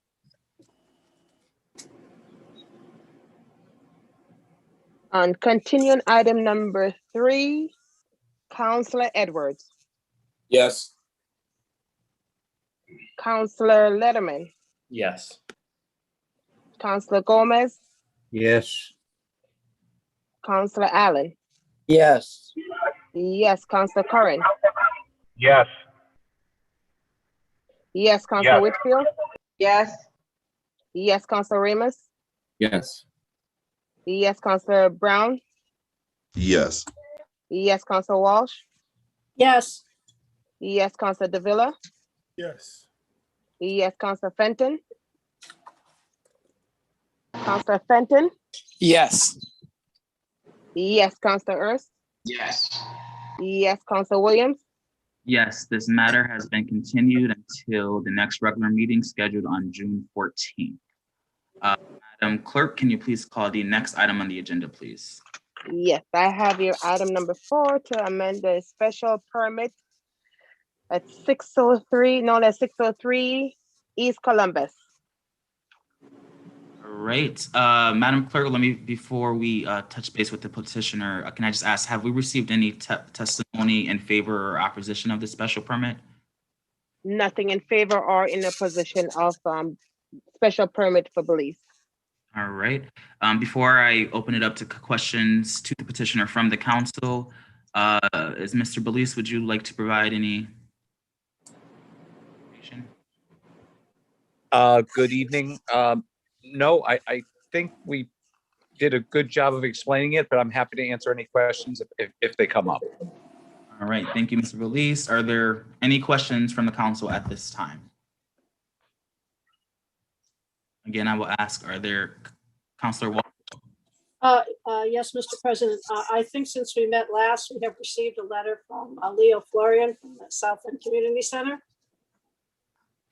which is in support of this proposal and talks about how fortunate they are to have the Belize family supporting the South End for well over 100 years, and are very, very hopeful that the council will unanimously pass this because they are good neighbors. Thank you, Councilor Walsh. And can you just please include that letter for the record? All right, I'll take any questions from the council at this time. And I'll take any questions from the council at this time or any further deliberation. All right, seeing none, the hearing is now closed. I will now entertain a motion to approve the special permit. Motion to approve the permit. All right, motion made by Councilor Edwards, Second. seconded by Councilor Allen. Madam Clerk, can you please call the roll?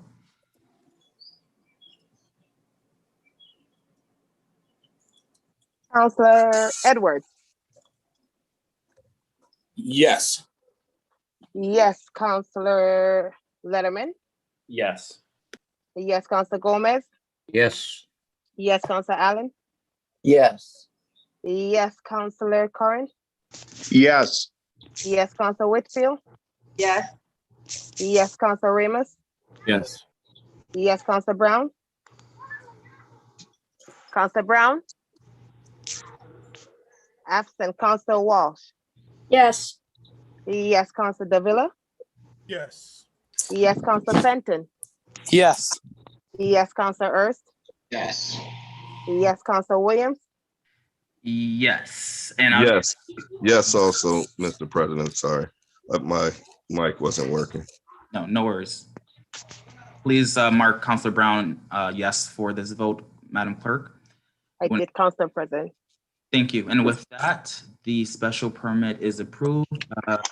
Councilor Edwards, on the reasons, please. A specific site is an appropriate location for such a use, structure, or condition. The use as developed will not adversely affect the neighborhood. Adequate and appropriate facilities will be provided for the proper operation of the proposed use. To incorporate planning staff analysis into decision as the basis of finding. Okay, thank you, Councilor Edwards. And Madam Clerk, can you please call the roll on approving those reasons?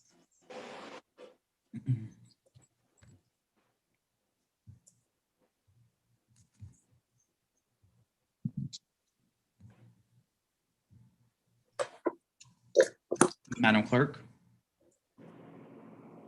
Yes. Can you please? Council. Yeah. Yes. Yes, Counselor Edwards. Yes. Yes, Counselor Edward Letterman. Yes. Yes, Counselor Gomez. Yes. Yes, Counselor Allen. Yes. Yes, Counselor Curran. Yes. Yes, Counselor Whitfield. Yes. Yes, Counselor Ramos. Yes. Yes, Counselor Brown. Yes. Yes, Counselor Walsh. Yes. Yes, Counselor Davila. Counselor Davila. Absent, Counselor Fenton. Yes. Yes, Counselor Ernst. Yes. Yes, Counselor Williams. Yes, the reasons are approved. Madam Clerk, can you please call the next item? Item number 5. I have here item number 5, April revenues versus expenditure reports. Whoever's speaking, can you please state your name and address for the record? Thank you, Mr. President. Patrick Burns, 90 Clement Street, Springfield, Mass. I almost gave City Hall's address, sorry. Tonight you have the April revenue versus expenditure report. It represents 83% of the fiscal year or 10 months. I have a few highlights that I want to point out. First, on the revenue side, in the month of April, we collected $41.9 million in commercial and residential real estate taxes. This is up from $22.6 million in the same period last fiscal year. The driving fact behind that was the due date was moved out to June 1st last year to allow the taxpayers a little more time. Also, building permit revenue for the month of April was $306,000. In contrast, it was only $89,000 last fiscal year in April. On the expenditure side, I did mention last month that we were working with the school department to try to nail down a surplus in the school transportation account. They've gotten back to us and they're projecting a $13.5 million surplus. And that money will flow right to free cash as that is outside of the net school spending calculation. All right. Thank you, Pat, as always. Are there any questions from the council at this time? I have a question. All right, Counselor Fenton, followed by Counselor Allen. Pat, when will you be able to certify the free cash amount from DOR for us to approve? That's normally done late November, early December. It's Thank all you. dependent on when we submit.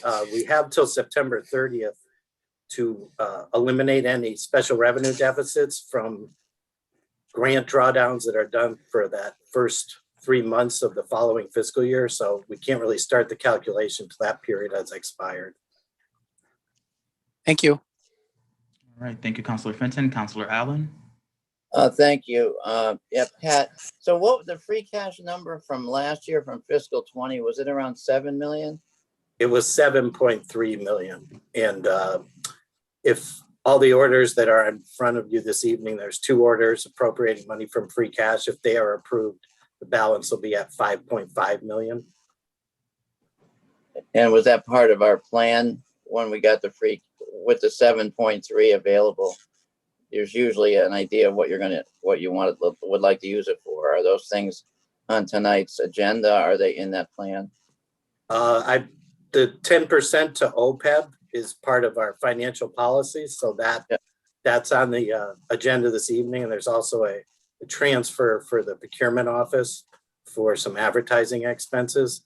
But ultimately, and TJ will probably speak to this when the order comes up, we try to put some of that money back into the stabilization fund.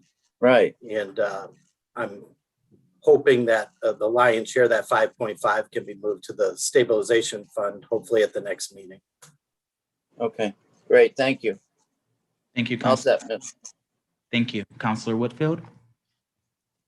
Thank you, Pat. I think it's great that we'll have that amount of free cash, but I also would like to see some of the money go toward the things that are I'm hearing from the constituents of the community, and I will continue to say it till I'm blue in the face, but combating the gun violence is happening in the city of Springfield.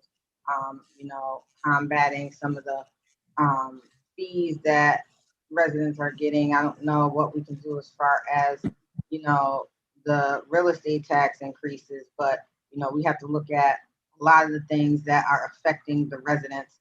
The stabilization fund going down because we have to pay out some of the claims that are coming against the police department. We need to do something about that too. So let's put some of those funds toward training, real training in the police department, and so that we can make a real difference and real changes in police reform in the police department. And I know that's not all on you, Pat, but I did want to say these things on the record. Right. Thank you, Counselor Whitfield. Are there any other questions from the council at this time? Right. Seeing none, Madam Clerk, can we please call the roll to accept the report?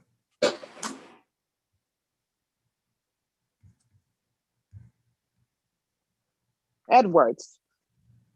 Yes. Yes, Council Letterman. Yes. Yes, Council Gomez. Yes. Yes, Council Allen. Yes. Yes, Council Curran. Yes. Yes, Council Whitfield. Yes. Council Whitfield. Yes, Council Ramos. Council Ramos. Yes. Yes, Council Brown. Yes. Yes, Council Walsh. Yes. Yes, Council Davila. Council Davila. Yes. Yes, Council Fenton. Council Fenton. Yes. Yes, Council Yes. Earth. Yes. Got it. Yes, Council Williams. Yes, the report has been accepted. Madam Clerk, can you please call the next item? I have here item number 6, amending rules of the road. Right. Do we have someone present to speak on this item today? Counselor Letterman. Thank you so much, Mr. President. I'll be brief because I know we have a long agenda still ahead. But as many councilors may have followed or heard from constituents, a few weeks ago, there was some increased enforcement action in parking on Dunmoreland Street in Springfield, where apparently no parking signs had been previously posted at some point in the past, but were not well marked or enforced previously. And so at that time, the mayor's office had abated those tickets, but it's become clear that, really there are many streets in and around AIC and Springfield College where no parking is posted or posted unclearly, and where enforcement is, unclear and inconsistent. And so, in an attempt to prevent the necessity of each of those streets having to petition independently for a change, Councilor Brown and I had gone over and done a survey, walking and driving the streets to see the different areas that might have similar situations to Dunmoreland Street, and compiled the list that is before you.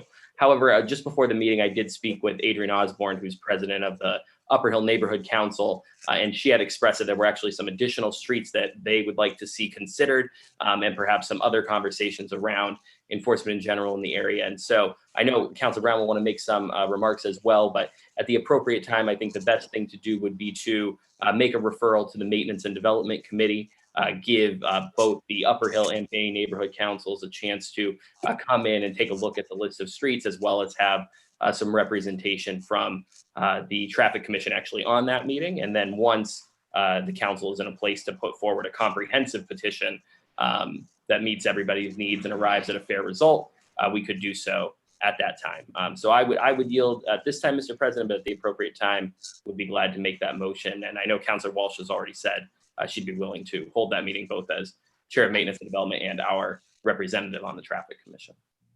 Great, thank you, Councilor Brown, followed by Councilor Hurst. Thank you, Mr. President. I would also, if my colleague is making the motion, I also would like to second it. Based on the simple fact that I do understand that there are more issues as far as parking. I would love to have all the input and have everyone come together. I'd love to have Councilor Walsh hold it in her subcommittee. I'd love to have Adrienne. I'd love to have a little bit more input. I figure why just do a Band-Aid? So I do agree with my colleague, and I think we should bring a little bit more the different neighborhoods in also. And if we can get a little bit more precise plan on getting this together, it definitely would be a good thing. I just commend my colleague for his leadership, and at least coming through the neighborhood with me and working on the project. But I would second the motion also. Thank you, Mr. President. All right, thank you, Councilor Brown. Councilor Hurst. Thank you, Mr. President, and I appreciate the fact that the councilors have arrived at the conclusion that this probably should go to committee, be vetted a little further, as we all know that there are a number of streets that are not included in this. I think one of the benefits of going through of the residents creating a petition is that, and then presenting it to the Park Commission, is that we know that the residents have expressed their views on whether they would like to see these signs or not like to see these signs. And I think if we just arbitrarily, grab 10 or so streets without necessarily contacting the residents, it's difficult to know where it is that they stand. I had the opportunity to speak to Ms. Gwendolyn Smith from the Bay Area Council and Ms. Osborne today. Certainly appreciate Mr. Letterman reaching out to her after the close of the business day, but they hadn't heard about this petition. And so I think it's important to include not only the residents, but also those individuals that are the presidents of the council. And finally, I'll just highlight that there was a resident from, Eastern Avenue. And I know there was some no parking signs on Eastern Avenue as well as Hickory Street. And then there was one, I think it was Conklin Street over in the Old Hill area. And so it would seem to me that we probably should also loop in Barbara Gresham from the Old Hill Neighborhood Council as well. And maybe it might make sense to take a more holistic view of all of the entire city, and not just necessarily those streets in Ward 4. It might be that time. So I appreciate councilors and their due diligence. All right, thank you, Councilor Hurst. Councilor Walsh. Thank you, Mr. President. As I said in the public speak portion, and as we discussed at the Traffic Commission meeting today, we're very happy to chair this and to do it quickly. I will call the council office to start getting the ball rolling, but I would appreciate it if the councilors could let the council aides know who exactly it is should be included. We don't want to leave anybody out, so any help you could give them would be greatly appreciated. Thank you. Thank you, Councilor Walsh, for that tip. Are there any other questions or comments at this time? All right, seeing none, I believe there was a mention of a motion. Councilor Letterman, would you like to make that at this time? Yes, Mr. President, thank you. And I would also point out too that, whether we go to committee or to the Traffic Commission, I think committee is the way to go. Ultimately, anything the Traffic Commission does approve or provide insight into does come back to the City Council for final approval. So we're at the beginning of this process, an important one, and looking forward to seeing it play out. It's definitely the real nuts and bolts of local government, which are so important. So at this time, I'd make a motion to the Maintenance and Development Committee. All right, motion made by Councilor Letterman, seconded by Councilor Hurst. Did you say you would second that motion? I think it was Councilor Brown. Oh, Councilor Brown, I apologize. Councilor Brown. Councilor Brown. What was that, Mr. President? Sorry, I couldn't hear you. Just a second to the motion. I just need a second to the motion. Second. All right, thank you, Councilor I Wood. second the motion.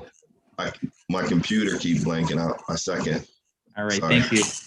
Motion made by Councilor Letterman, seconded by Councilor Whitfield and Brown. Whitfield. Madam, Give it to him. Madam Clerk, can you please? Thank you, Councilor Whitfield. Madam Clerk, can you please call the roll? To continue the matter, yes. And item number 6, to continue the matter, Councilor Edwards. Yes. Yes. Councilor Letterman. Yes. Yes. Councilor Gomez. Yes. Yes. Councilor Allen. Yes. Yes. Councilor Curran. Yes. Yes. Councilor Whitfield. Yes. Yes. Councilor Ramos. Yes. Yes. Councilor Brown. Yes. Yes. Councilor Walsh. Yes. Yes. Councilor Davila. Councilor Davila. Yes. Yes. Councilor Fenton. Yes. Yes. Councilor Hurst. Yes. Yes. Councilor Williams. Yes, the matter has been continued and referred to the Maintenance and Development Subcommittee. Madam Clerk, can you please call the next item? I have here a petition, item number 7 for Barnum Street, water and sewer. Is there anyone present? Please state your name and address for the record. Hi, Hector Valles, 1956 Parker Street. Thank you. Thank you, Mr. President. I think so. The owner of the 78 Barnum is here too. Hey, he's muted. Will that individual please state your name and address for the record? Yes, my name is Giovanni Montesino. And address? Yeah, I'm a resident of 236 Summers Road, East Long Meadow, Mass. Thank you. Feel free. Okay, I can explain a little bit, and Giovanni can, if you have some questions, Giovanni can answer that ones. The petition is to install water and sewer on Barnum Street. The half of the street don't have any service, and Mr. Montesino have a house on 78 Barnum Street that right now is with working with well.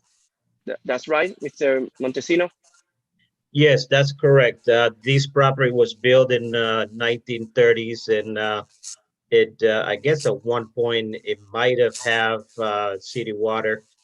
When they developed the area, it was cut off, and it's no present. There's no portable water, so we're hoping to extend the main to service this house with the water and sewer. Water and sewer agreed to do the job, and Mr. Montesino agreed to pay for the cost of the installation of water and sewer. Great. Thank you, Mr. Velez and Mr. Montesino. Are there any questions from the council at this time? Councilor Davila. Thank you, Mr. President. Good evening, Mr. Bellis, Mr. Good Montesino. evening. Good evening. Mr. Bellis, did you say that only Mr. Montesino's house has no water and sewer, or half the street? I don't know if the one half don't have any service and the other half has service, but I don't know if it's public service. Do you know something about that, Mr. Montesino? Yeah, so I guess there's a couple of houses at the beginning of the street that were able to acquire water and sewer from the city. And then there's a vacant lot right in between my property and those two houses that separate, but then there's no more water sewer to the rest of the street. Now, the rest of the street is not developed. It's all empty lots owned by somebody else, private, citizen. But there is water and sewer on the street.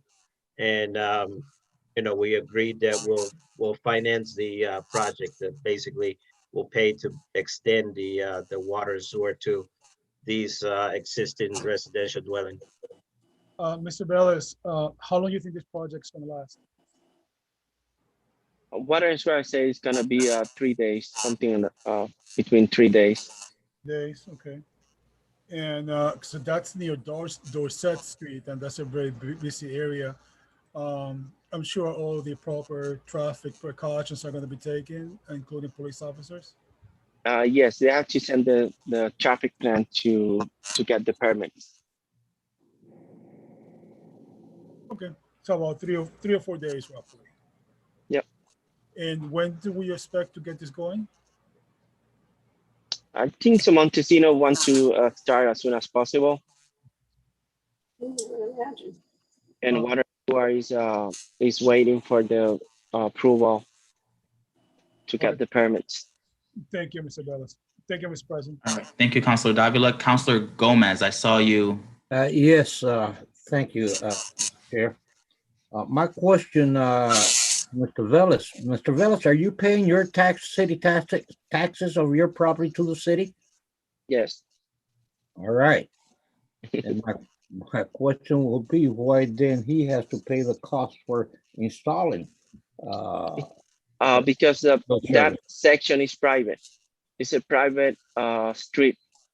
We're just doing this because the city wants to know what utilities on the street, because can be public in a few years, and we want to know what service is underground in case of other utilities want to do something.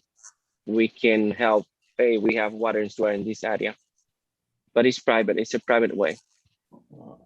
Why can't we make that part of the city now that you guys or he is paying taxes to the city? That's my question, Mr. Chair. All right. Thank you, Councilor Gomez. Councilor Letterman. Thank you, Mr. President. I don't want to belabor the agenda item, but I guess it has piqued my interest because we've certainly dealt with the paving of private ways. But I'm just curious to inform our future considerations around these types of developments. Mr. Montesino, did you purchase your home? Is the home that you are running this water and sewer to currently is it built? Yeah, so that was the same question I had.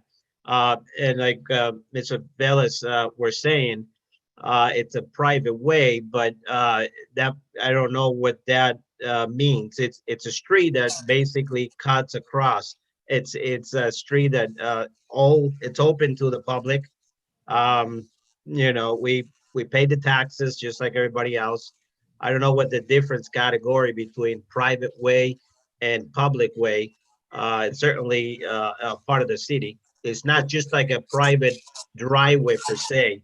It's just a part of the city that hasn't been developed, but we are, we sort of like need to be able to get bring this house alive. I understand. Did you have the house built, or did you buy the house from a builder?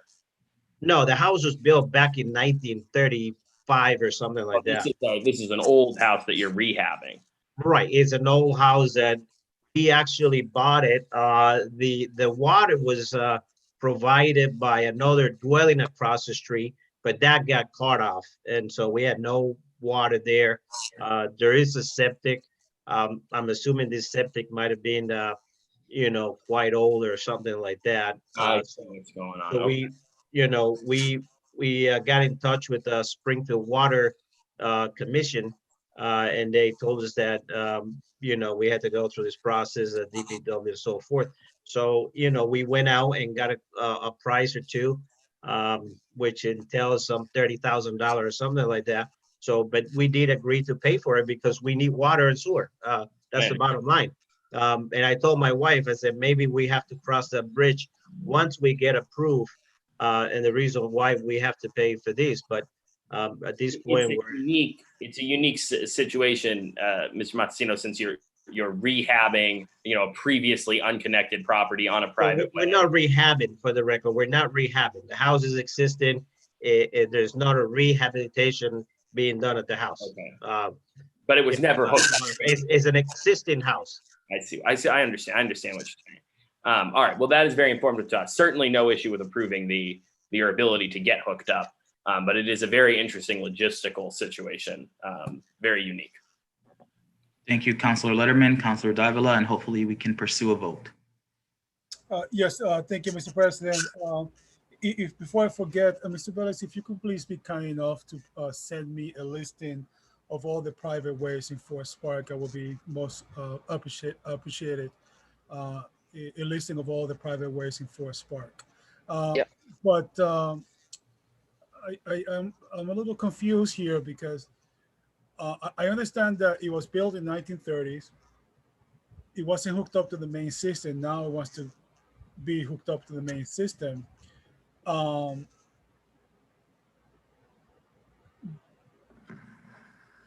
Formula. I didn't realize he would have to pay for it.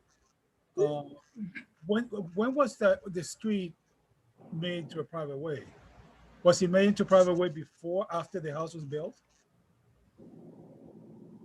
If you know, if you don't know, you can email that. I don't know. Okay. All right. Can you get me that info too? I'm a little curious. I'm a little perplexed by this case. So if you could get me all the listings of all the private ways in Forest Park, and when that particular street, Barnum Street, became a private way. Okay, I'm gonna send you that tomorrow. Yeah, you can. All right, thank you, Mr. Bellis. Thank you, Mr. President. Good luck, Mr. Montesino. Thank you, sir. All right, thank you, Councilor Davila. Are there any other questions from the council at this time? Seeing none, Madam Clerk, can we please take a roll on this petition? Yes. And item number 7, Councilor Edwards. Councilor Edwards? Yes. Yes, Councilor Letterman? Yes. Yes, Councilor Gomez? Yes. Yes, Councilor Allen? Yes. Yes, Councilor Curran? Yes. Yes, Councilor Whitfield? Yes. Yes, Councilor Ramos? Yes. Yes, Councilor Brown? Yes. Yes, Councilor Walsh? Yes. Yes, Councilor Davila? Yes. Yes, Councilor Fenton? Yes. Yes, Councilor Ernst? Yes. Yes, Councilor Williams? Yes, the petition is approved. Madam Clerk, can you please call the next item? I have here a petition for Crown Castle 2100 Roosevelt Avenue. Right, if anyone is present, please state your name and address for the record. Yes, this is Bill Conway with Crown Castle. And address? 1800 West Park Drive, Westboro. Thank you. You have the floor. I'm just, if anybody has any questions, I'm here to answer them. All right, I will at this time take any questions from the council. Councilor Letterman. Sure. Can you describe the nature of your petition? Yes, we have our customer, Smith & Wesson at 2100 Roosevelt Ave, is looking for a telecommunication service. So we're just bringing from our backbone in the electric manhole system into their building. And it's fiber optic internet? Yes. Who's the ISP? Comcast. Okay, thank you. Thank you, Councilor Letterman. Are there any other questions at this time? Any other questions at this time? Councilor Ramos? Just very quickly, the gentleman, what is your relationship to Smith and Wesson? They are our customer of Crown Castle. Of what? I'm sorry. They are Smith and Wesson is our customer, so we're bringing the telecommunication fiber optics to them. Gotcha. So you represent the actual utility company. Correct. Yes. It's Thank a utility company that have a petition to the city, send a petition to the city to install conduit from Roosevelt Ave to Smith and Wesson to provide fiber optics.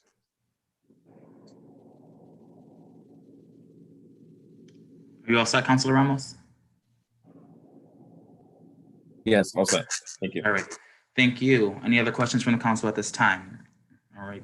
None. Madam Clerk, can we please take a roll call on approving this petition?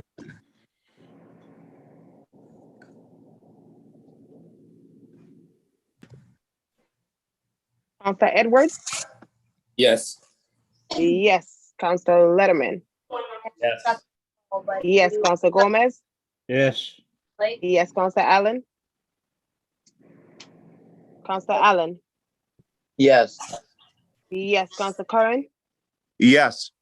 Yes. Counselor Whitfield? Yes. Yes. Counselor Ramos? Yes. Yes. Counselor Brown? Aye. Counselor Excuse me. Brown? I'm sorry. I'm sorry. I have to interrupt the vote. Please, if you're not speaking, can you please mute your computers? Thank you. Sorry. Counselor Brown? Yes. Yes. Counselor Walsh? Yes. Yes. Counselor Davila? Yes. Yes. Counselor Fenton? Yes. Yes. Counselor Hurst? Yes. Yes. Counselor Williams? Yes, the petition is approved. Madam Clerk, can you please call the next item? I have here a petition for Verizon Rainey and Johnson Street. Please state your name and address for the record. Hi, this is Paul Reisinger. I'm a contractor for Verizon. My actual company is Pike Telecom. Our address is 21 Oxford Road, Mansfield. Thank you. You have the floor. Yes, this is a petition to place new conduit along Ranney Street and Johnson Street for to provide customer service at a pole on Johnson Street. Does anyone have any questions? I'll take any questions from the council at this time. Councilor Letterman. What type of service is this for? Phone service? This is for telecommunication service, fiber service on one electric pole on Johnson Street. Verizon is doing fiber in Springfield now? Yes, they have been for some time. Available residentially? No, this is for AT&T. So commercial? Yes. Okay, thank you. Thank you, Councilor Letterman. Any other questions from the council at this time? All right, seeing none, Madam Clerk, can you please call the roll? Counselor Edwards? Yes. Yes. Counselor Letterman? Yes. Yes. Counselor Gomez?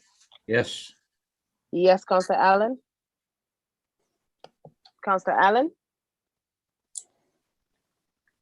Absent. Counselor Yes. Curran? Yes, sorry. I was muted. Yes. Counselor Curran? Yes. Yes. Counselor Whitfield? Yes. Yes. Counselor Ramos? Yes. Yes. Counselor Brown? Yes. Yes. Counselor Walsh? Yes. Yes. Counselor Davila? Yes. Yes. Counselor Fenton? Yes. Yes. Counselor Hurst? Yes. Yes. Counselor Williams? Yes, the petition is approved. Madam Clerk, can you please call the next item? I have here item number 10, a OHM ARP fund, $6,066,102. Ticket grant. Is there anyone present to speak to this grant? Please state your name and address for the record. Mr. President, Tim Sheehan, 26 Eckington Street, Springfield, Massachusetts. Thanks, Tim. Feel free. Mr. President, as was discussed in the Finance Committee, both TJ and I were supportive of sending this back to the Finance Committee for a broader discussion with regards to the American Rescue Plan Act funding in general. Okay, thank you, Mr. Sheehan. Whitfield? Thank you, Mr. President. Thank you, Mr. Sheehan, for saying what I was going to say. So we would like to send this to the Finance Committee and discuss it when we talk about the other American Rescue Plan Act funds. Thank you. Okay, Councilor Whitfield, would you like to put that in form of a motion? Yes, I make a motion to send this item to committee, Finance Committee. Okay. All right, motion made by Councilor Whitfield and seconded by Councilor Davila. Madam Clerk, can you please call the roll on sending this grant? Sending this grant to the Finance Subcommittee. Yes. Councilor Edwards. Yes. Yes. Councilor Letterman. Yes. Yes. Councilor Gomez. Yes. Yes. Councilor Allen. Yes. Yes. Councilor Curran. Yes. Yes. Councilor Whitfield. Yes. Yes. Councilor Ramos. Yes. Yes. Councilor Brown. Yes. Yes. Councilor Walsh. Yes. Yes. Councilor Davila. Yes. Yes. Councilor Fenton. Yes. Yes. Councilor Ernst. Yes. Yes. Councilor Williams. Yes. All right, this grant has been referred to the Finance Subcommittee. Madam Clerk, can you please call the next item? Item number 11 is the HUD Continuum of Care Grant, $4,405,674. All right, please state your name and address for the record. Tim Sheehan, 26 Eckington Street, Springfield, Massachusetts. Mr. President and council members, this is the annual allocation from HUD for the continuum of care that basically deals with homelessness and the city's goals of eliminating homelessness and its programming. This is not a American Rescue Plan funding, it's an annual allocation, and the city abides by the guidelines that are set forth by HUD relative to the continuum of care. All right, thank you, Tim. Councilor Ramos. Tim, is this an increase from our past award? I don't know that off the top of my head, Councilor, but I can certainly get that information for you. It seems like a lot of money. I don't think I remember receiving this much the last time around. Councilor, it's a very, very small increase. It's not even a 5% increase. Okay. Can I just ask whoever just state your name and Kathy Bono, Community Development Office, Oak Hollow Road, Springfield. Thank you, Kathy. Thank you, Kathy. This might be a better question for you as well. So I'm looking at exactly how this money is going to be spent, and I can't remember if it was, yeah. So this grant sort of breaks down the projects and awards that the city of Springfield gives out. These are all the lists of organizations that are going to receive money from this grant, correct? I don't know what you have, but the city, the city of Springfield with the different organizations puts in applications directly to HUD, and HUD awards the funding to both the city and the organization. So they evaluate both the city and the organization.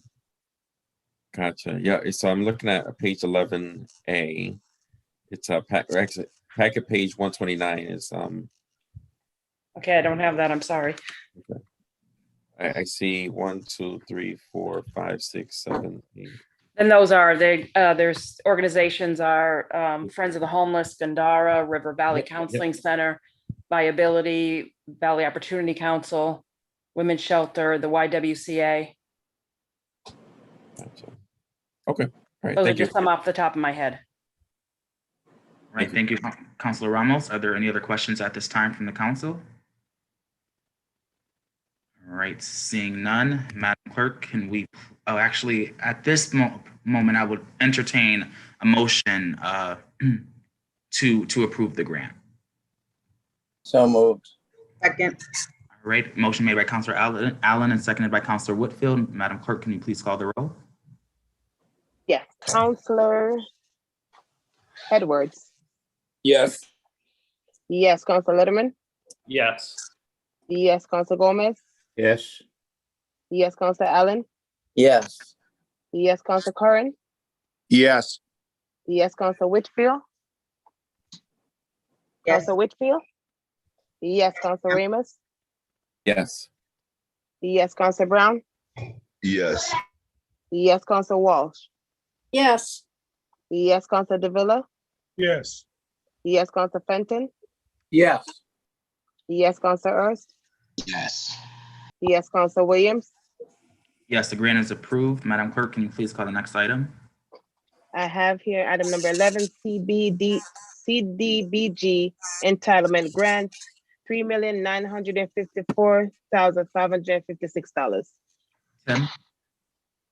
Tim Sheehan, 26 Eckington Street, Springfield, Mass. Councilors, this is the annual allocation of community development block grant funding that the city gets on an annual basis from HUD in order to advance its housing and economic development programming. All right, thank you, Tim. Are there any questions from the council at this time? And I'll ask, are there any other questions from the council? All right, seeing none, I will entertain a motion to approve the grant. Make a So motion. moved. All right, motion made by Councilor Whitfield, seconded by Councilor Allen. Madam Clerk, can you please call the roll in approving the grant? Council Edwards. Yes. Yes, Council Letterman. Yes. Yes, Council Gomez. Yes. Yes, Council Allen. Yes.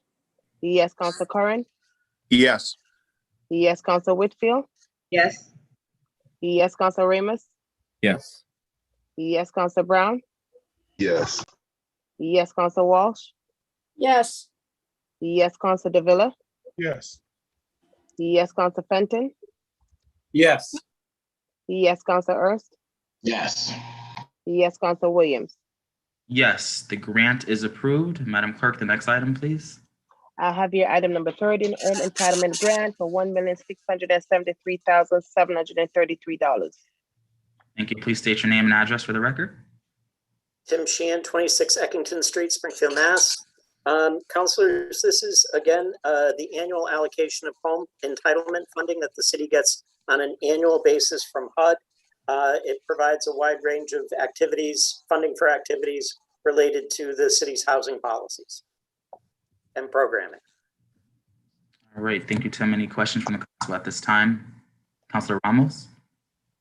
Can we hear just a little bit more details as to where exactly the city uses this money for? So, for example, if there was a housing project that was being developed, home funding could be used to assist in that type of development. It's basically related to low and moderate income housing. It also can be used to fund rehab in that type of development. It can be used for home ownership opportunities as well. So it used for private projects. The city distributes it for private. Typically, it is for private development and for privately owned home ownership. Yes. And how do people apply for these grants? Ultimately, they contact the Office of Housing, and if it's a direct program that the Office of Housing is managing, then they put that information out for an RFP. Is this program widely used? Is there a big demand for this? Or are we seeing sort of the usual suspects applying for these grants? There's broad demand for it. Like the Brookings School project, for example, that home money was invested into that project. Okay. All right, thank you, Councilor Ramos. Are there any other questions at this? Just one more question, Mr. President. So an individual who is low income, can they apply for this grant, or does it have to be a developer? It depends on the type of programming that's going forward. If it goes into if it's structured out of the Office of Housing, there's different programming buckets for home. So if they structure it as a program, they put it out to the community, and the community can apply. Okay, I'm just wondering if we're doing everything that we can to advertise this opportunity for people. You know, because I mean, I can remember more than one occasion where I received this sort of question, what funds are made available from the city. And I can't remember whether or not I brought up this program, but I'm just wondering if we as a city, as a municipality, are doing everything that we can to advertise these opportunities for people who can benefit from these services. Kath, you have probably a more direct connection with what the Office of Housing does in terms of its advertising around the program. But I would agree that we can certainly improve on getting communications, as I said to Councilor Whitfield today, getting information out to the community. It's great to have programming, but if it's not known broadly within the community, it's not effective. We do. We run the first time home buyer program, which is extremely successful. We put over $400,000 a year into that, and we give $4,000 grants. And we work with all the neighborhood councils and all the housing organizations throughout the city for anyone who takes the first time home buyer classes that they know about our program. We also do request for proposals and reach out to developers who want to do building of single family homes, which we have put out an RFP for and are just awarding that now. So we do our best to reach out to the community when we do have funding available. Okay, so I didn't realize that the first time home buyers. Yes, that's a big part of this, is the first time home buyer program. And as the council did want us to increase the amount, so we did from fiscal 20 to 21, we did increase it from 2,000 to 4,000. And it's been very successful.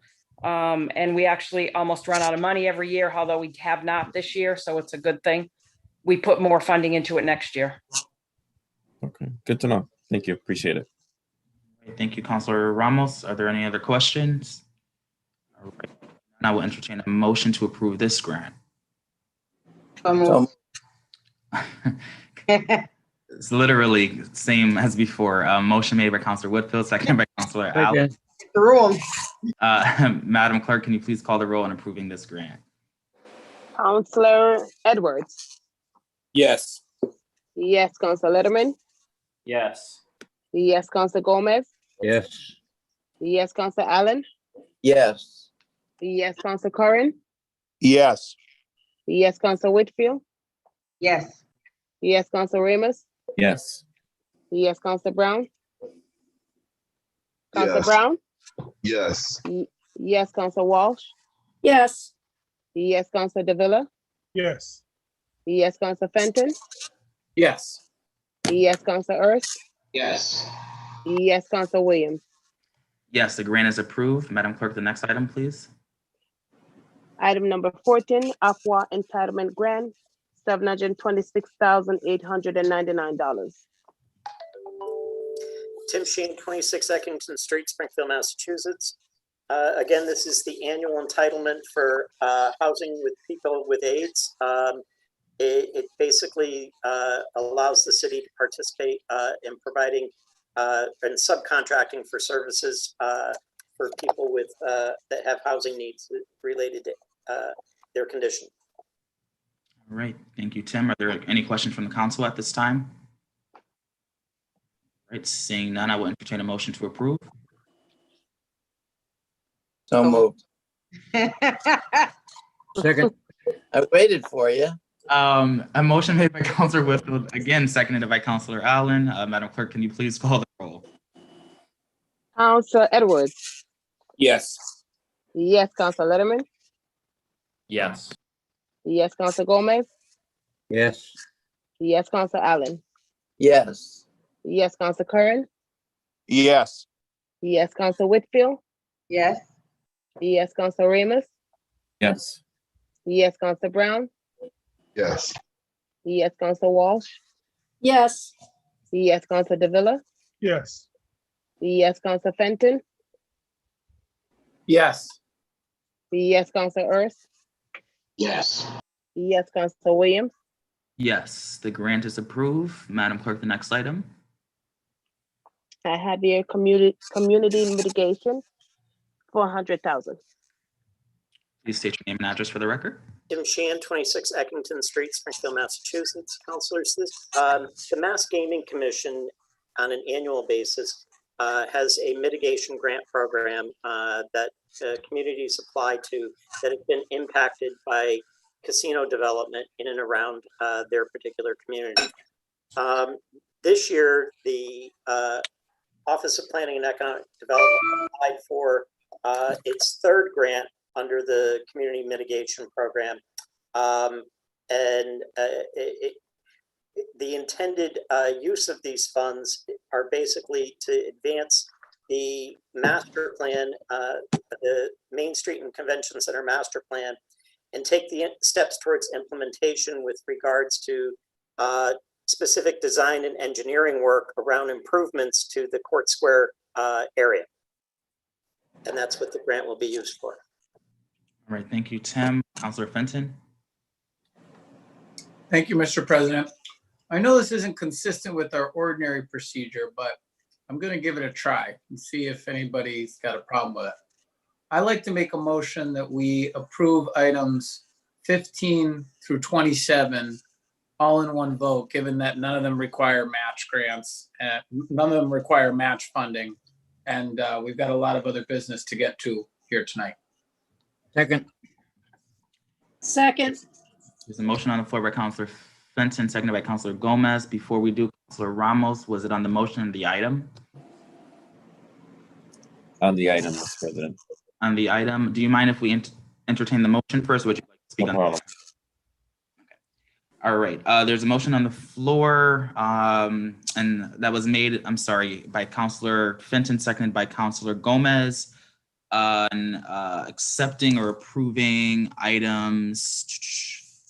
I'm sorry, it was at 15. 14 through 27. 14 through 27. Councilor Davila, do you have any comment on the item, on the motion? Yes, Mr. President, I appreciate Councilor Fenton's motion.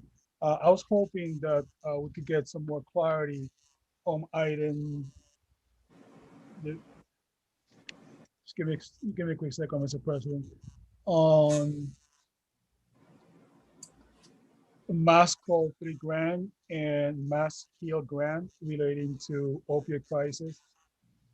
I was hoping that we could get some more clarity on those. Is that an objection then to Councilor Fenton's? Can we take that? Can we take those two out of the motion? Let me just see. Just keeping consistent here. Councilor Fenton, would you be obliged to perhaps just taking the items above the $50,000 threshold as is, and then perhaps condensing the others after? That's fine. I just, yeah, that's fine. Thank you, Councilor. So Councilor Ramos, I'll give it back to you then.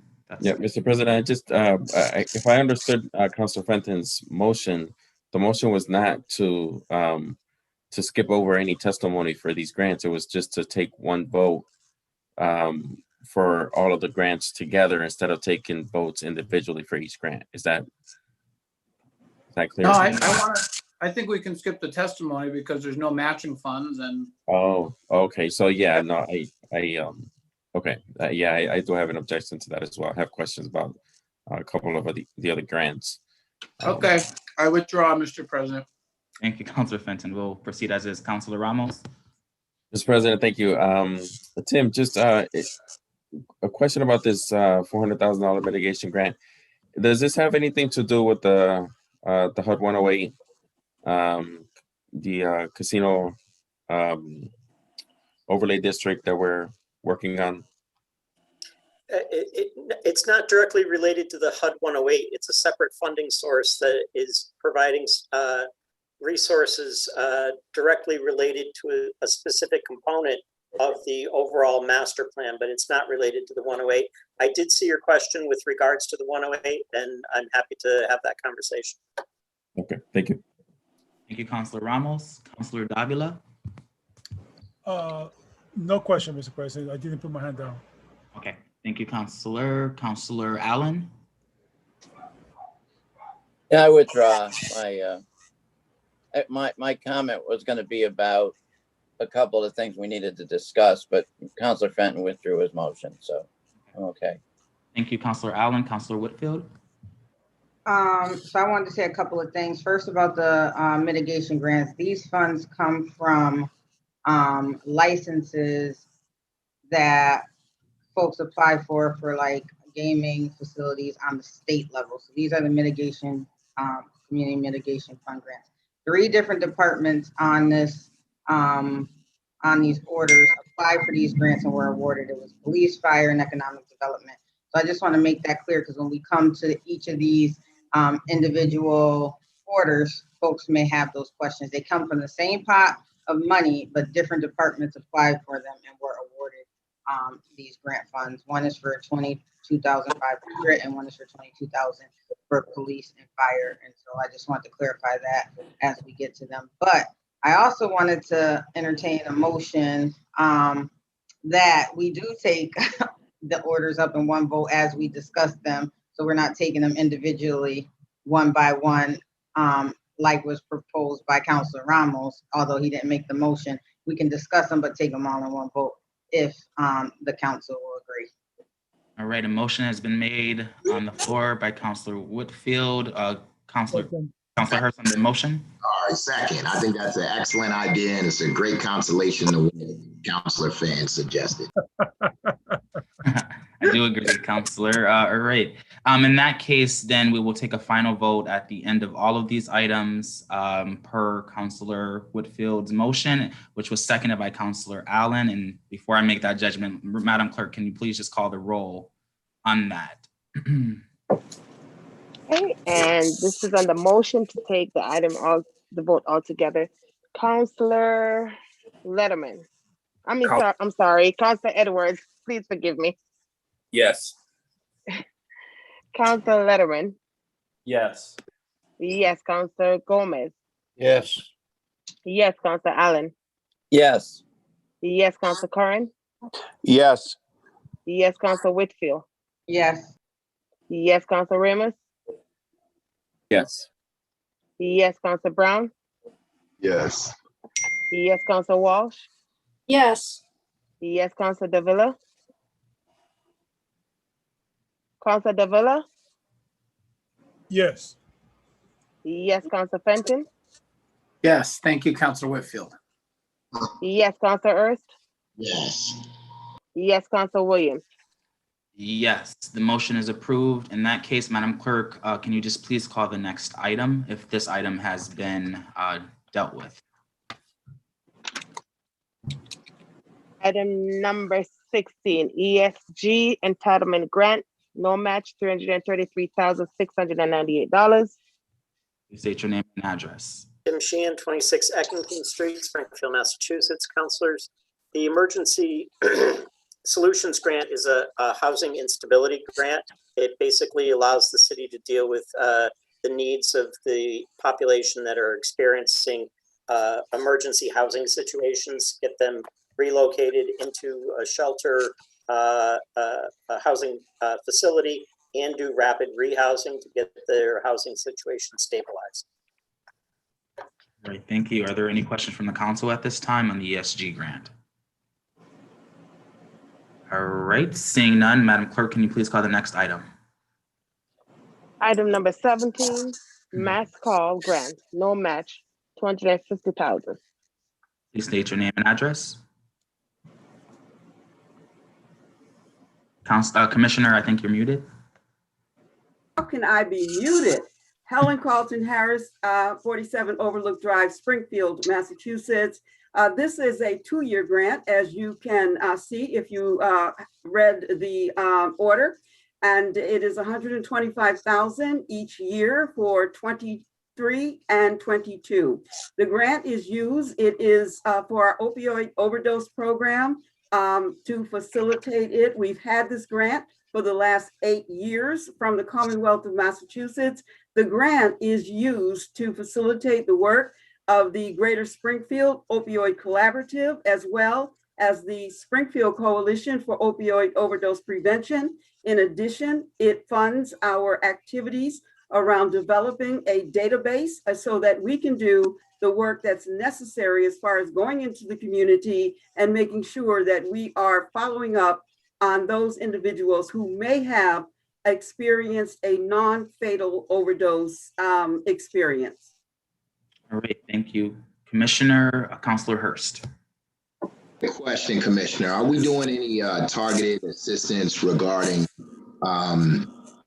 African-American males who I recently read an article where it says that they, for whatever reason over the last year or so, not for whatever, variety of different reasons, over the last year or so have seen a pretty significant increase in the number of overdoses and deaths as a result. So I just didn't know if we knew about those numbers, and if so, were we doing anything that was targeted towards that community? Thank you very much, Councilor Hurst, because you're absolutely right. Over the last year, we have been focusing on COVID. And while we were focusing on COVID, we noticed that our overdoses as far as communities of color are concerned, particularly, have increased. So to that end, we are working closely with New North Citizens Council, who has a grant to do that outreach, but we certainly are working in a collaborative way with all of our partners to address the issues that you're speaking to. And I know that you know about the Deborah Hunt Center in Mason Square that our department is working closely with to identify, follow up, and make sure that we're putting those mitigation and prevention efforts in place. So yes, you're doing what we can to reach our community. Thank you, Mr. President. All right, thank you, Councilor Hurst. Are there any other questions or comments? Councilor Davila. Thank you, Mr. President. Good evening, Commissioner. Good to hear from you again. Excellent explanation. I didn't realize this was a recurring grant. I did read as I always do, the agenda, and I didn't realize that. And I don't think it was, we were told that during the finance meeting. But just quickly on that, Commissioner, if I may, are we going to have any new workers out of this grant, or is it just to continue what we already have? Well, it really is we have an individual who is funded in that position. His name is Justin Shellman. Justin has been working very closely with the Springfield Police Department, as well as our data partners, New North Citizens Council, Chapistry, and Gandara. And so it is continuing to fund his salary, but also to make sure that we are expanding our database around that follow-up and prevention efforts that we've put in place. And so, yes, it is continuing the work. Okay, all right, thank you, Commissioner. Great, thank you, Councilor. Are there any other questions? All right, seeing none, Madam Clerk, can you please call the next item? Item number 18, problem gambling grant, $160,000. Commissioner. Helen Carlton Harris again, 47 Overlook Drive. This grant, the city made an investment by putting in the general fund a problem gambling position, which is currently funded. The Commonwealth of Massachusetts, the problem gambling initiative on the statewide level, was very impressed with the fact that the city took the step to put this in our budget. And to that end, they have awarded us $160,000. This is the third year of this grant. It funds our community health worker team who is on the ground and doing work with our residents. Our partner in this grant is Holyoke Community College Community Health Worker Initiative. We fund out of this money 3 community health workers whose job it is to work with our coordinator to target individuals in the community around problem gambling, mitigation, and prevention efforts. Thank you, Commissioner. Are there any other questions from the council at this time? Seeing no questions or comments, Madam Clerk, can you please call the next item? Item number 19, Burn Jag grant, $83,952. Is there anyone present to speak to this grant? Thank you, Mr. President. Lindsay Hackett, Deputy CAFO, 80 Tamarack Drive in Springfield. Thank you. Thank you. So this grant is actually in collaboration with the state police. It's funding from the Burn Jag grant, which we've received in the past for different things. But this grant was actually awarded to the state police, and the state police is then awarding $83,000 to us for overtime related to purposes for preventing, reducing, and sustaining reductions to community gang and gun violence in collaboration with the state police. All right, thank you, Lindsay. Are there any, Councilor Whitfield? So, Mr. President, this is going to be the only item that I ask that we make an exception on and move it to committee because it focuses on gang and gun violence. And when I asked the question, is it for suppression, prevention, outreach, there was no answer and there was no one to speak to it. And those are kind of the answers that I want before we approve it. I want to know because suppression to me is more arrest. And outreach is what it is, and prevention is what it is. And so I kind of want to know what this funding will be purposed for. And so I asked to make a motion to move this to the Finance Committee as well. All right. Motion made by Councilor Whitfield, seconded by Councilor Davila. Madam Clerk, can you please call the roll on referring this to the Finance Subcommittee? Okay. Number 19. Councilor Letterman. Councilor Edwards, I'm sorry. Yes. Yes, Councilor Letterman. Yes. Yes, Councilor Gomez. Yes. Yes, Councilor Allen. Yes. Yes, Councilor Curran. Yes. Yes, Councilor Whitfield. Yes. Yes, Councilor Ramos. Excuse me. Yes, Councilor Brown. Yes. Yes, Councilor Walsh. Yes. Yes, Councilor Davila. Yes. Yes, Councilor Fenton. Yes. Yes, Councilor Ernst. Yes. Yes, Councilor Williams. Yes, the grant is approved. Madam Clerk, the next item, please. I'm sorry. The matter has been referred to the Finance Subcommittee. Can you please call the next item?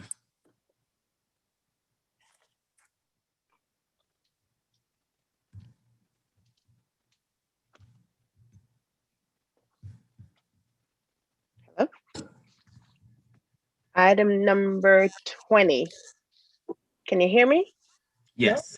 Okay, I'm sorry. FY21 Shine Grant, $79,163.73. Your name and address for the record. Helen Carlton Harris, 47 Overlook Drive, Springfield, Massachusetts. This is a grant to the Department of Elder Affairs. It is a federal grant serving the health needs of elders. It is a grant that we use in order to counsel our elders around health plans, referral, making sure that they are getting the necessary services, and we facilitate that process for them. And again, it is through the Department of Elder Affairs that we do that work. Thank you, Commissioner. Are there any questions at this time? All right, seeing none, Madam Clerk, can you please call the next item? Item number 21, Mass in Motion Grant, $60,000. Helen Carlton Harris, 47 Overlook Drive, Springfield, Massachusetts. Mass in Motion is a grant that the city has had for the last 7 years. Mass in Motion is a statewide grant that deals with health and wellness. It deals with community gardens. It also works very closely with the Food Policy Council. The goal of this grant is to make sure we are providing health and wellness activities, information to the residents of the city, including making sure we have nutrition and exercise at the forefront of the work that we do through Mass in Motion. Commissioner, are there any questions from the council at this time? All right, seeing none, councilors, without objection, typically we don't hear the testimony under $50,000. Items 22 through 27 are under $50,000. So if there's no objection at this time, I'd like to call for or entertain a motion to call for a roll call vote for items, I believe, 14, 27. So moved. Second.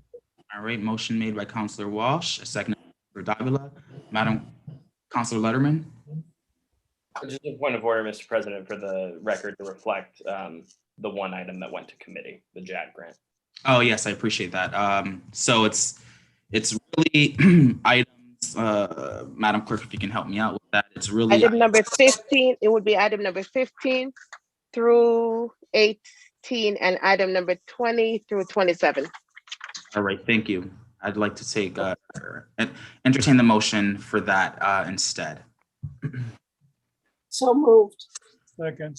All right. Motion made by Councilor Walsh, seconded by Councilor Davila. Madam Clerk, on approving those items. Counselor Edwards. Yes. Yes. Counselor Letterman. Yes. Yes. Counselor Gomez. Yes. Yes. Counselor Allen. Yes. Yes. Counselor Cohen. Yes. Yes. Counselor Whitfield. Yes. Yes. Counselor Ramos. Yes. Yes. Counselor Brown. Yes. Yes. Counselor Walsh. Yes. Yes. Counselor Davila. Yes. Yes. Counselor Fenton. Yes. Yes. Counselor Hurst. Counselor Hurst. Absent. Counselor Williams. Yes. Sorry. Counselor Williams. Yes, the grants and donations are approved. Madam Clerk, can you please call item number 28? Yes. Item number 28, confirmation of John Ramirez to the License Commission. Right, is there anyone present to speak to this? If so, please state your name and address for the record, please. Could everyone see me? No, but we can. Oh, now we can. There I go. Sorry about that. Hi, everyone. Thank you, President. My name is John Ramirez. I'm a local resident of 66 2nd Street, Springfield, Mass. I've been a resident of the great city of Springfield for the last 52 years. I'm recently retired correctional officer from the Hamilton County Sheriff's Department, in which I did 33 plus years.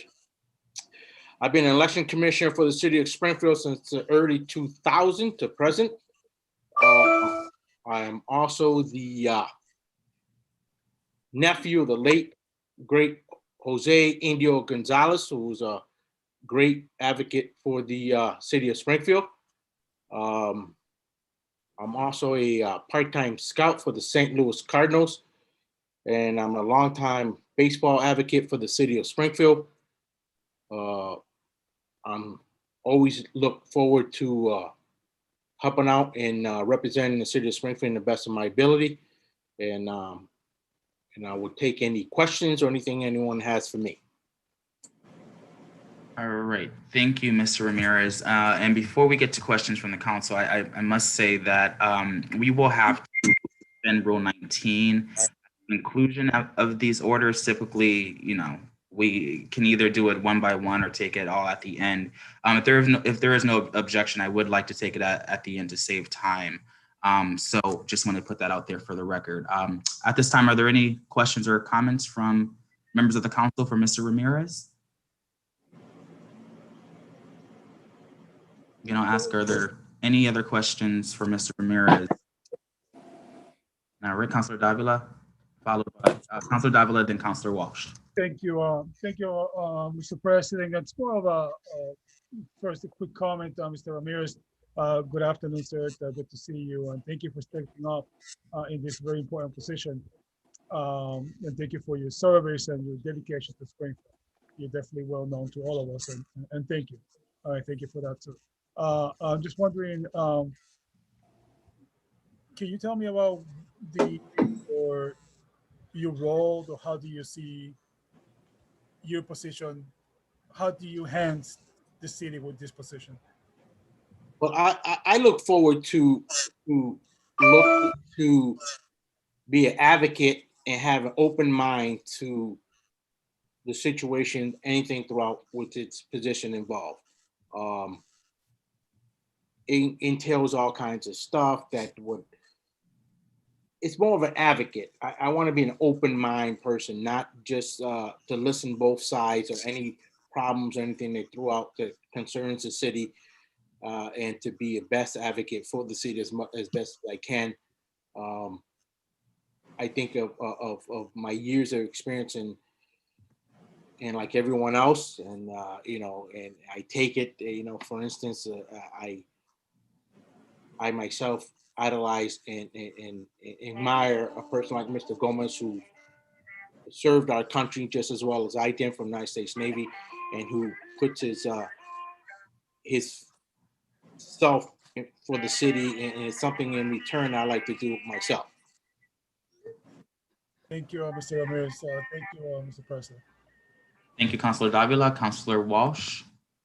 Thank you, Mr. President, and thank you for your service, Mr. Ramirez. And I'd just like to say, I think you bring a lot of varied and great experiences to that board, and I plan to support you. Good luck.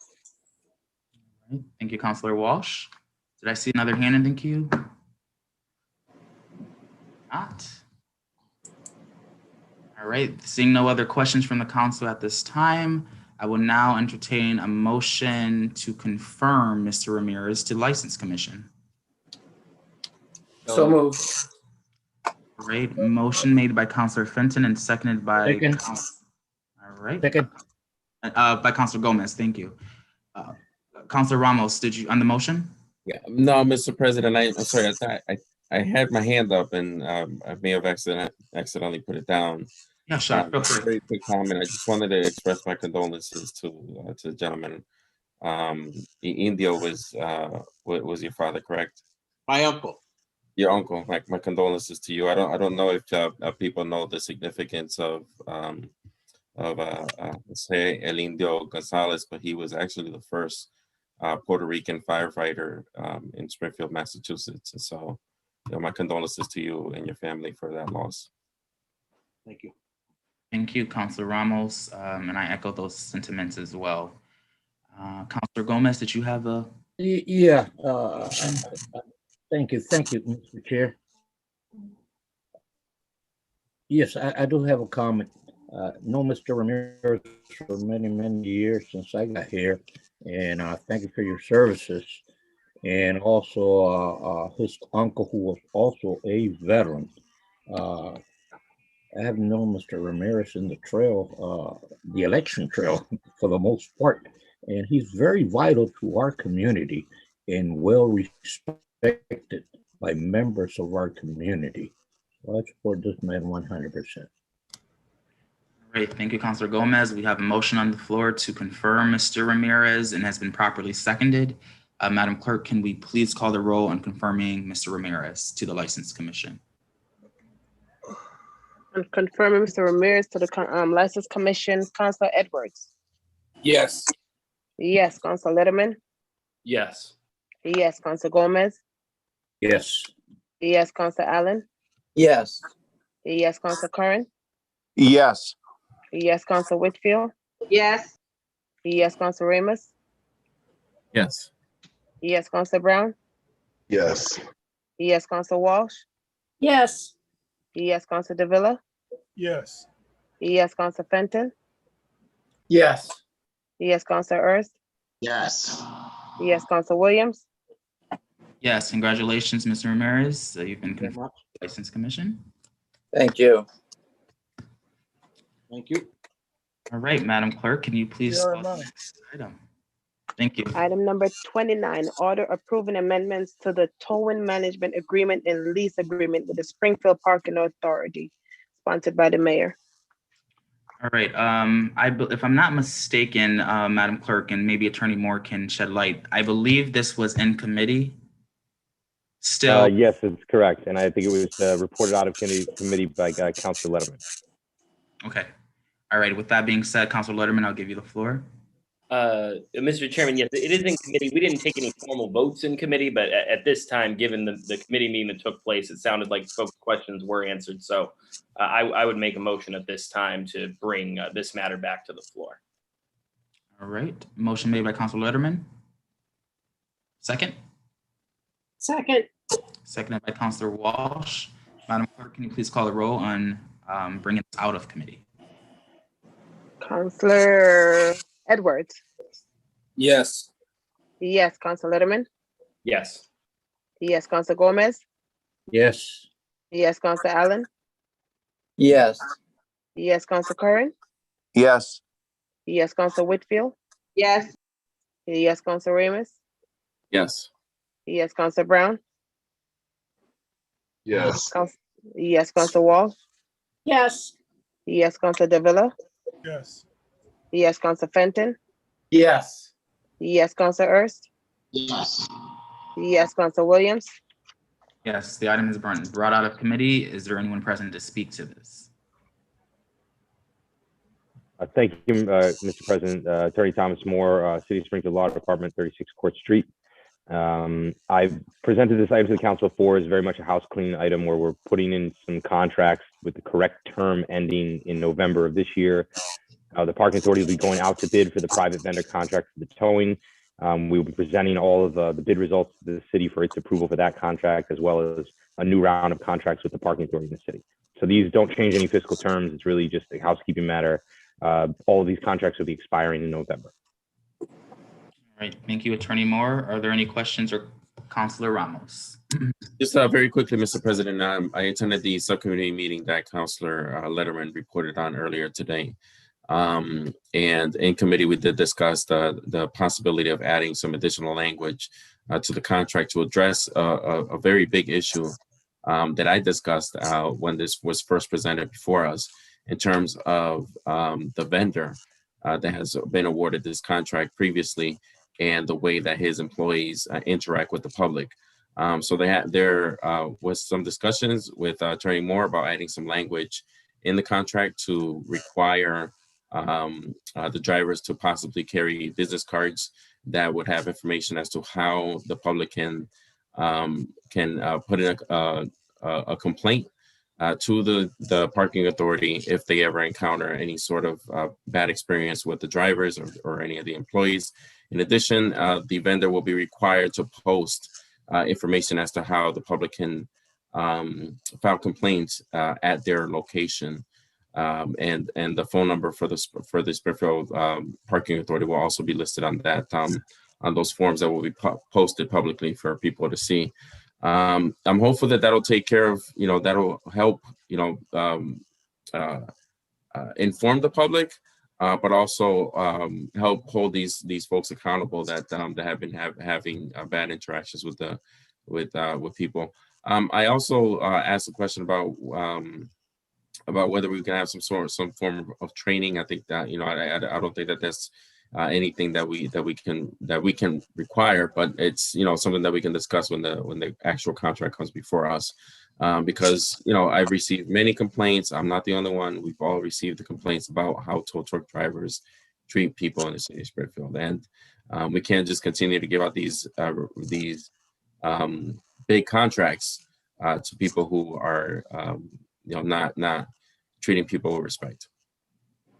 Right. Thank you, Councilor Ramos. Councilor Davila. Thank you, Mr. President. Good evening, Attorney Moore. Just refresh my memory, my good sir. We're just voting on the amendments, correct? Attorney Moore. I know. I keep trying not to do that. So there's two amendments. One is to the towing management agreement. That's to changes the term to match up correctly with the expiration of the parking authority's contract with its vendor. There's also a lease agreement that's being amended for the overflow lot on Chandler Street. They're both, again, taking the terms to put them into November of this year to expire. And then we'll be back for the council with a new lease proposal, Right. a new on-street proposal, and a new vendor contract. Right. So this expired December of this year, this contract? November this year, yeah, the end of November. So I anticipate being before the council at some point early October, well ahead of that deadline to be able to present some of this information from the new round of bidding. We're going to go back onto the street in late August, early September with the towing contract bid for our private vendors. Councilor Ramos had some great ideas, and Councilor Letterman at the committee meeting about how to potentially structure that solicitation so that we get a better competitive market. And that's really been the trouble the last two rounds we bid this contract. It's been hard to get good competition to get our pricing where we want it. And so we're going to do that, and we're going to put in a number of these measures again that Councilor Ramos kind of suggested that make a lot of sense to get better control over some of the customer service aspects of the operation. Okay. I just want to say that, and I'm sure that we're going to discuss this more down the road. at the appropriate time. But I just want to put in your ear. First, I think that Councilor Ramos has some very good suggestions on what he just suggested as to a follow-up and for a place where people to complain and if there is any kind of issues. I mean, let's be realistic. Nobody wants to have the car towed, but by the same token, there has been a significant amount of complaints throughout for a while throughout the years. And so one of the things that I'm going to be looking at, Attorney Moore, is as recently of last weekend, I had somebody who, of course, got a car towed. They were upset, and they were saying that they got charged for a whole day storage when the car was there only for a couple hours. The whole deal ended up costing him over a $50 ticket. He ended up paying like $400. That's a big. I mean, so maybe at the time, I would like to see how that's being done, because if we're charging people for a whole day storage, if the car's there 1 or 2 hours, that's, to me, that's a little excessive. But I look forward to that conversation at the appropriate time. And Attorney Moore, thank you for your diligent work and your being thorough. Thank you so much. Thank you, Councilor. Right. Thank you, Councilor Davila. Are there any other questions from the council at this time? All right, seeing none, I will entertain a motion to approve the order at this time. So moved. Second. All right, motion made by Councilor Walsh, seconded by Councilor Whitfield. Madam Clerk, can we please call the roll on approving the order? Councilor Edwards. Yes. Yes, Councilor Letterman. Yes. Yes, Councilor Gomez. Yes. Yes, Councilor Allen. Yes. Yes, Councilor Curran. Yes. Yes, Councilor Whitfield. Councilor Yes. Whitfield. Yes. Yes, Councilor Ramos. Yes. Yes, Councilor Brown. Yes. Yes, Councilor Walsh. Yes.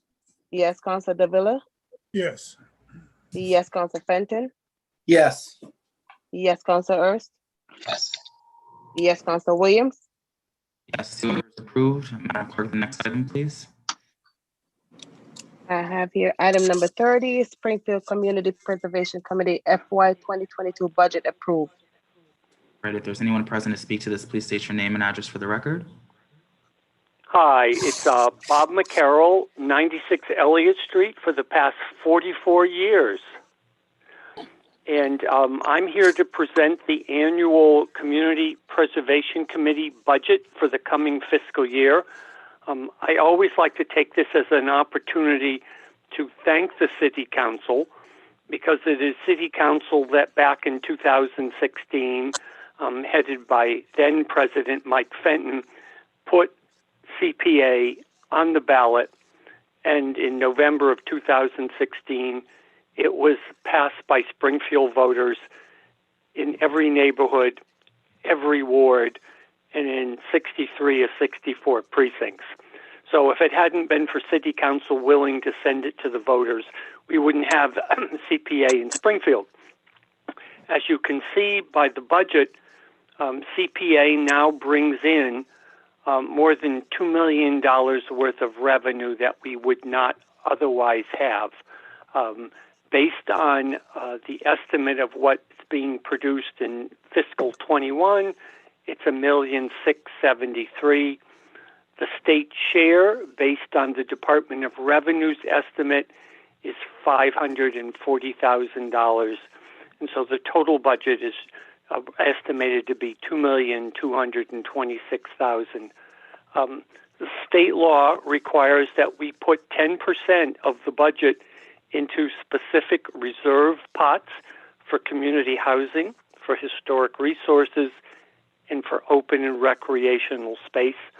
And that's 10% that you can see on your budget item, $222,600 for each one of those reserve pots. The state law allows up to 5% to be set aside for administration. We set aside far less than that. We set aside about 2.5% for our administration. $59,550 that you can see broken down. And then there's whatever's left is the unallocated reserve of $1,498,000 that can be spent on either housing, historic, or recreation and open space. So I guess if there are any questions, I'm happy to take them. Thank you, Mr. McCarroll. Do we have any questions at this time, councilors? Again, I'll ask, are there any other questions? Seeing none, I will entertain a motion at this time. Oh, Councilor Allen. Yeah, just a quick one. Thanks, Mr. President. Bob, do you have any insights on the level of interest on, obviously the money's going up, what we have, but you know, in the 3 years or 4 years that we've had projects, is the public more interested, less interested? I know some projects got put on hold. The two that I've been working on, you know, they got slowed down because of COVID. So I'm familiar with that, but just in general, any insights on how you think it's gone? Well, I think, you know, the first year we had CPA, because there was such a large buildup of need, other communities hopped on the bandwagon in the early 2000s.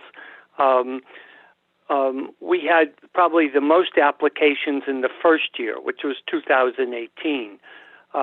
Then we went down in 2006, 2019 and 2020. This year we've had like 28 applications, so there's a slight increase.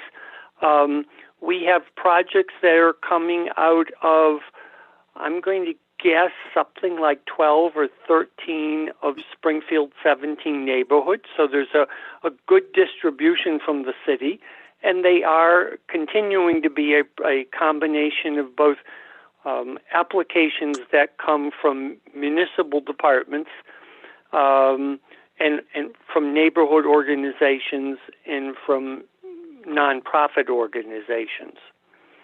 So as far as I'm concerned, there's certainly a good interest in CPA in Springfield.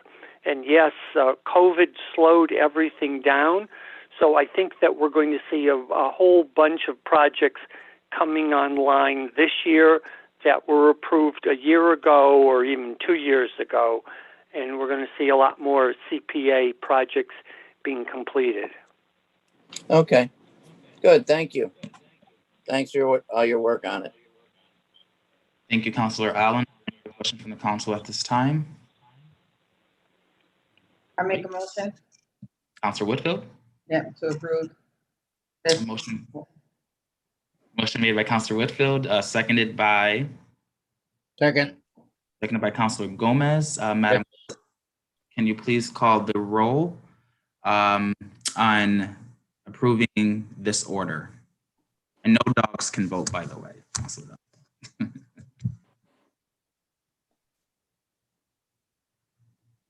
Yes, Councilor Edwards. Yes. Yes, Councilor Letterman. Yes. Yes, Councilor Gomez. Yes. Yes, Councilor Allen. Yes. Yes, Councilor Curran. Yes. Yes, Councilor Whitfield. Yes. Yes, Councilor Ramos. Yes. Yes, Councilor Brown. Yes. Yes, Councilor Walsh. Yes. Yes, Councilor Davila. Yes. Yes, Councilor Fenton. Yes. Yes, Councilor Erst. Yes. Yes, Councilor Williams. Yes, the order is approved. Madam Clerk, can you please call the next item? Yes, item number 31, bond authorization, police department vehicle, $1 million, sponsored by the mayor.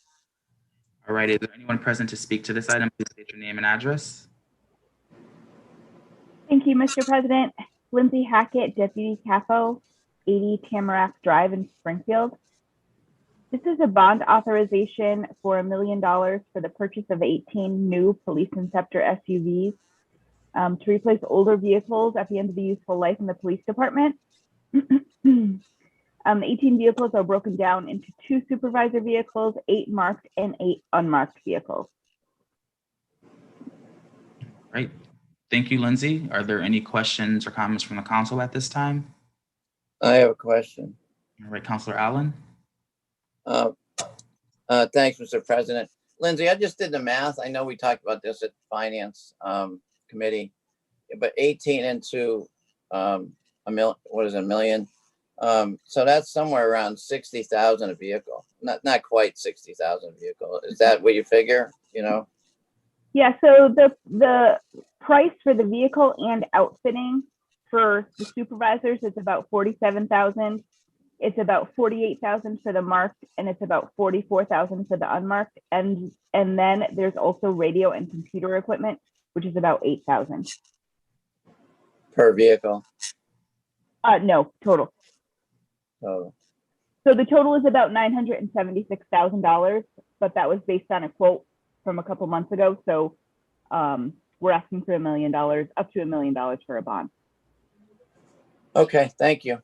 You're welcome. Thank you, Councilor Allen. Are there any other questions? Councilor Davila? Thank you, Mr. President. Good evening.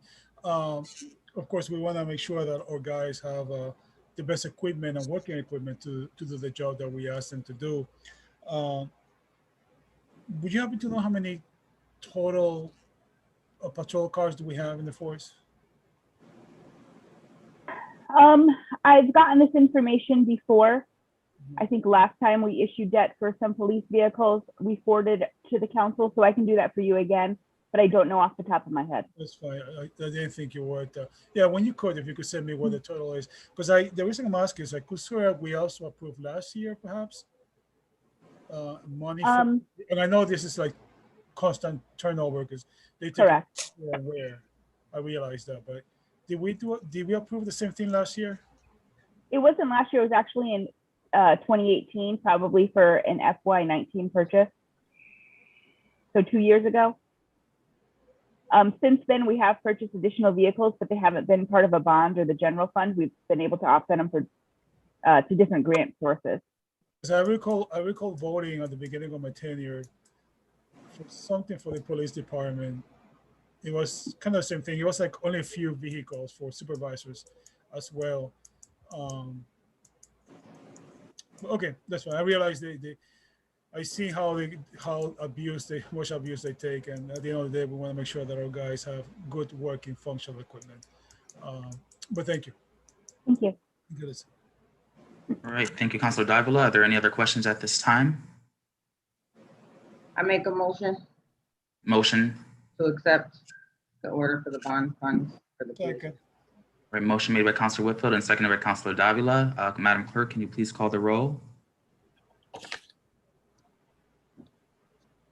Counselor Edwards. Yes. Yes, Counselor Letterman. Yes. Yes, Counselor Gomez. Yes. Yes, Counselor Allen. Yes. Yes, Counselor Curran. Yes. Yes, Counselor Whitfield. Yes. Yes, Counselor Ramos. Yes. Yes, Counselor Brown. Yes. Yes, Counselor Walsh. Yes. Yes, Counselor Davila. Yes. Yes, Counselor Fenton. Yes. Yes, Counselor Hurst. Yes. Counselor Hurst. Yes. Yes, Counselor Williams. Yes, the bond authorization is approved.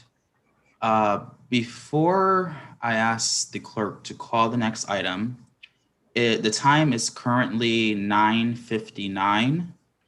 And unless, well, I'll just say that if we go beyond 10 o'clock, if there is no objection, if there is an objection, then by a counselor, then all matters that we have not taken up yet will be continued until the next meeting.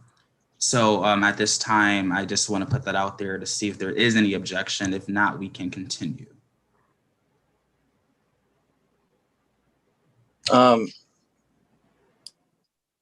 Counselor Allen?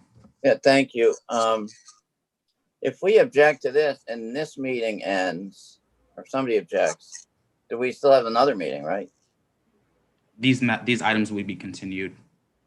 And the executive session would also be continued? I'm assuming that would be, I'm not, and let me actually defer to Attorney Moore if he's still on the call for that. Attorney Moore, is he present? Oh, yes, he is. Is there a time crunch that we are under for that executive session piece? Mr. President, it's not urgently time sensitive. It is something where if the body was meeting next week, I could certainly brief you next week on it. So hopefully 100% you have to vote on tonight. I just will say, Councilor Allen, I'll let you finish your point, but I do want to also mention that we don't necessarily know what the next agenda is going to look like. It could be as long as this. And I would hope that those items that are continued from this meeting to the next have an opportunity to be taken in since they are not tonight. So I just want to put that out on the floor for consideration as well. But Councilor Allen, did you want to finish your point? Well, we need to do Juneteenth. I mean, Councilor Whitfield and I and whomever else been on 6 consecutive hours of meetings since 4 o'clock. And, you know, that's fine. I'll keep going, but it's absurd, really, for it to be in meetings this long.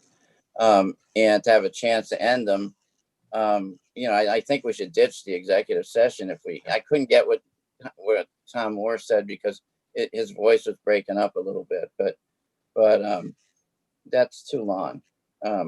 That's too long. So I won't object because Juneteenth is on there and there's a couple other things, but we need to be reasonable with ourselves. So I won't object, but I don't think we should do the executive session.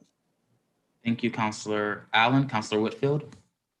I wanted to say that I don't disagree with what Councilor Allen is saying, but Juneteenth, talking about it and getting it approved tonight is time sensitive to make the holiday effective this year. We don't have another opportunity to do that. So even if we want to end this, I would ask that we just take that one item out of order and discuss it, vote on it. And then anyone who wants to end the meeting, you know, I'll feel good about that, but we need to, I hope that council will consider at least doing that, while I think there's other important items on the agenda as well.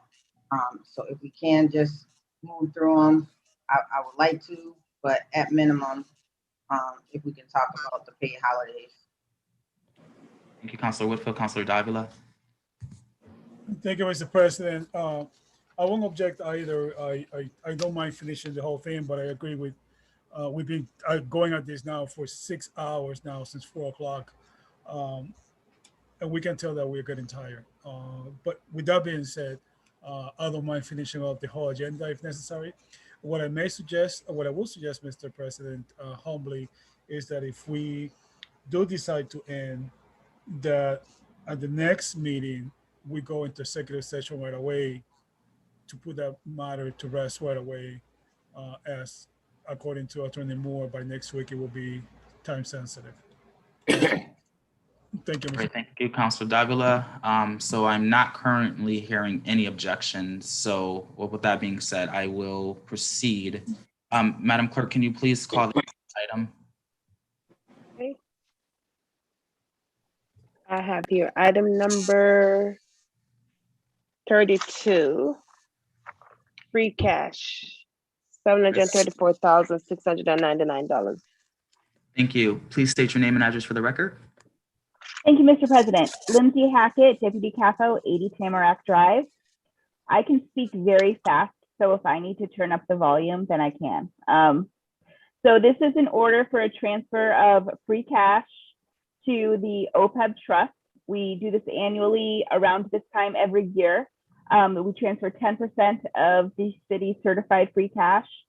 And this year it is going to be a transfer of $734,699. Thank you, Lindsay. Are there any questions from the council at this time? Lindsay, I see that we're already looking to spend free cash. How much are we going to end up having this year, and when will the rest of it come before us? Sure. So we have this order. We have the order after this, which is for $20,000.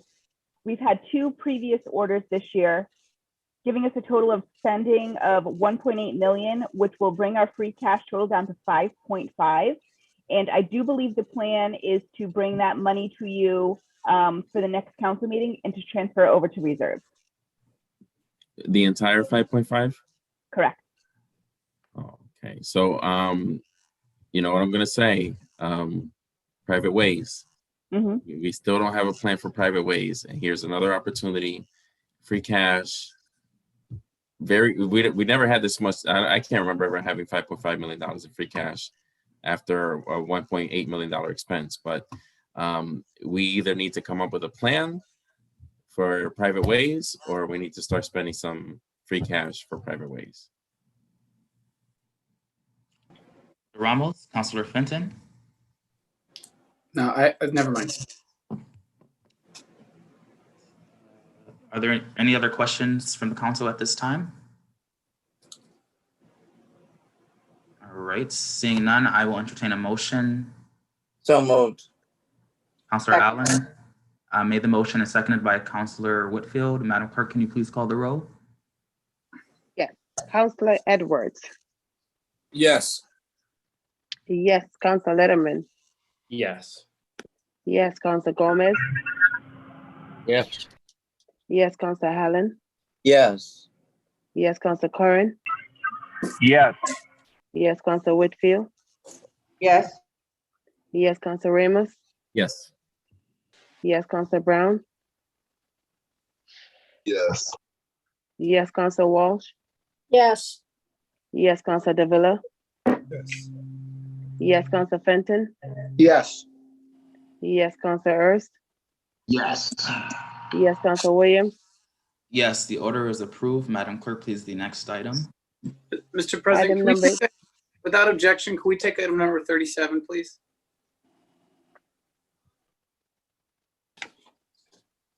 There's a motion to take item number 37 out of order. Is there a second? Second. Second. All right, seconded by Councilor Whitfield. Madam Clerk, do we necessarily need to take the roll on that? I do need to make an amendment to, yeah. Okay, Madam Clerk, can we please just take the roll on taking that item out of order? Yes. Councilor Edwards. Yes. Yes. Councilor Letterman. Yes. Yes. Councilor Gomez. Yes. Yes. Councilor Allen. Yes. Yes. Councilor Curran. Yes. Yes. Councilor Whitfield. Yes. Yes. Councilor Ramos. Yes. Yes. Councilor Brown. Yes. Yes. Councilor Walsh. Yes. Yes. Councilor Davila. Yes. Yes. Councilor Fenton. Yes. Yes. Councilor Ernst. Yes. Yes. Councilor Williams. Yes. I'm taking out number 37. Let me see.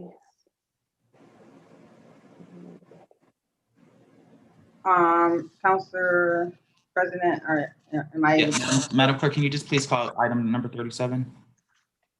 Item number 37, amending city ordinance, chapter 73, section 40, paid legal holidays. All right, I It's believe on for second and third step. for second and third step. Okay, Councilor Whitfield. Thank you. I had a speech, retired, not gonna say it. We know what the importance of Juneteenth is. If Independence Day marks white America's freedom from the tyranny of Brittany, Juneteenth marks the milestone for Black America's freedom from the tyranny of bondage, for 400 years of bondage and beyond in the United States. And so while Juneteenth should be a federal holiday, I am proud of Massachusetts State Rep Bud Williams for fighting to make Juneteenth a holiday on the state level. All municipal buildings are supposed to be closed. And so we want to put this amendment forth and make Juneteenth a paid holiday in the city of Springfield. And so that's what the ordinance here today is set to do. Also, there was an email that went out to the councilors that we are having a Juneteenth Jubilee celebration. And I just want to thank my colleague, Justin Hurst, who's been there every step of the way and making it happen and also co-sponsoring this change. I want to thank Commissioner Helen Carlton Harris, the Mayor's Office, and LeVar Click, and Parks Department Pat Sullivan, along with the Law Department, Alicia Days, Chris Ignoli, the Police Department, everybody who's making these events happen. Everyone on their team and their staff is making these events happen. There are so many great Juneteenth events happening this year. If you don't know about them, please try to get up to speed. There's something happening at Blunt Park from 12 to 3. Also on June 19th, there's a flag raising on the 18th. I encourage everyone to come out and speak as a council. And I hope that everyone will pass this ordinance. This change to, is it an ordinance? I don't know, guys, I'm tired. But this change today. Thank you, Councilor Fenton, for taking it out of order, because I don't know if I can make it much longer. But there is an amendment that I need to put forward. Before I do that, I want to ask Councilor Hurst if you want to say anything. Hurst. Thank you, Mr. President. I'll be brief. I just want to thank Councilor Whitfield for all of her work in terms of spearheading this. She's expressed the significance of it. I'll just highlight that there are some other municipalities who have observed or celebrated Juneteenth, even when it falls on a Saturday, on another day, either Friday or Monday. It sounded as though in our conversations with TJ that was going to happen here in the city of Springfield. I'm certainly hopeful that it will happen, which is one of the reasons why we're looking to pass this today. My hope is that good news will be on the horizon, but I know, I believe it was Chicopee as well as Holyoke are celebrating it on Friday, and then Boston is celebrating the actual day on Monday. So we just want to make sure that the city of Springfield is also leading in this, and certainly passing this this amendment will allow us to do so. So kudos, Councilor Whitfield. Appreciate you spearheading this, and I hope the council will support it this evening. And Council President, before you pass it to any other councilors, I forgot to just really appreciate Attorney Tom Moore for all the background work he did. He went above and beyond. He couldn't figure something out, but he said, I am not going to sleep until I do, how to make this ordinance effective this year.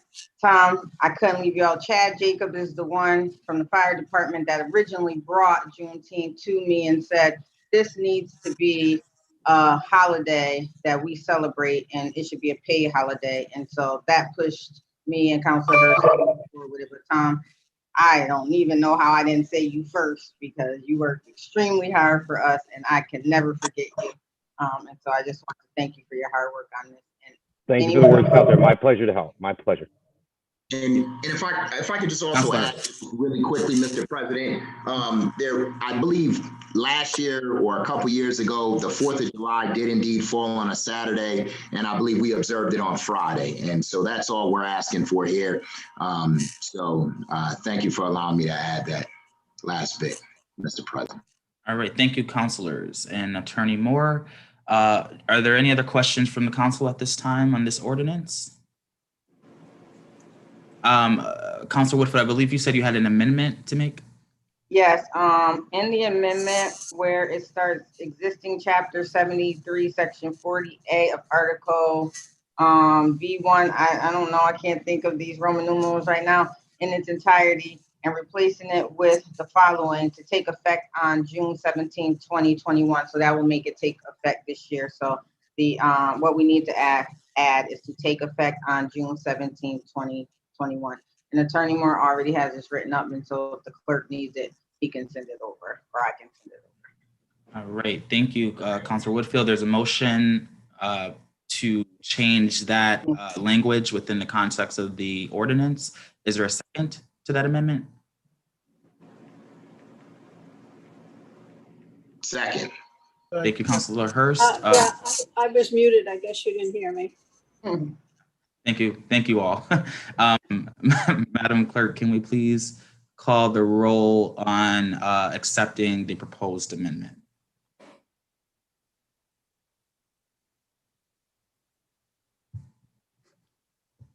I do apologize, I was muted. Councilor Edwards. Yes. Yes, Councilor Letterman. Yes. Yes, Councilor Gomez. Yes. Yes, Councilor Allen. Yes. Yes, Councilor Curran. Yes. Yes, Counselor Whitfield. Yes. Yes, Counselor Ramus. Yes. Yes, Counselor Brown. Yes. Yes, Counselor Walsh. Yes. Yes, Counselor Davila.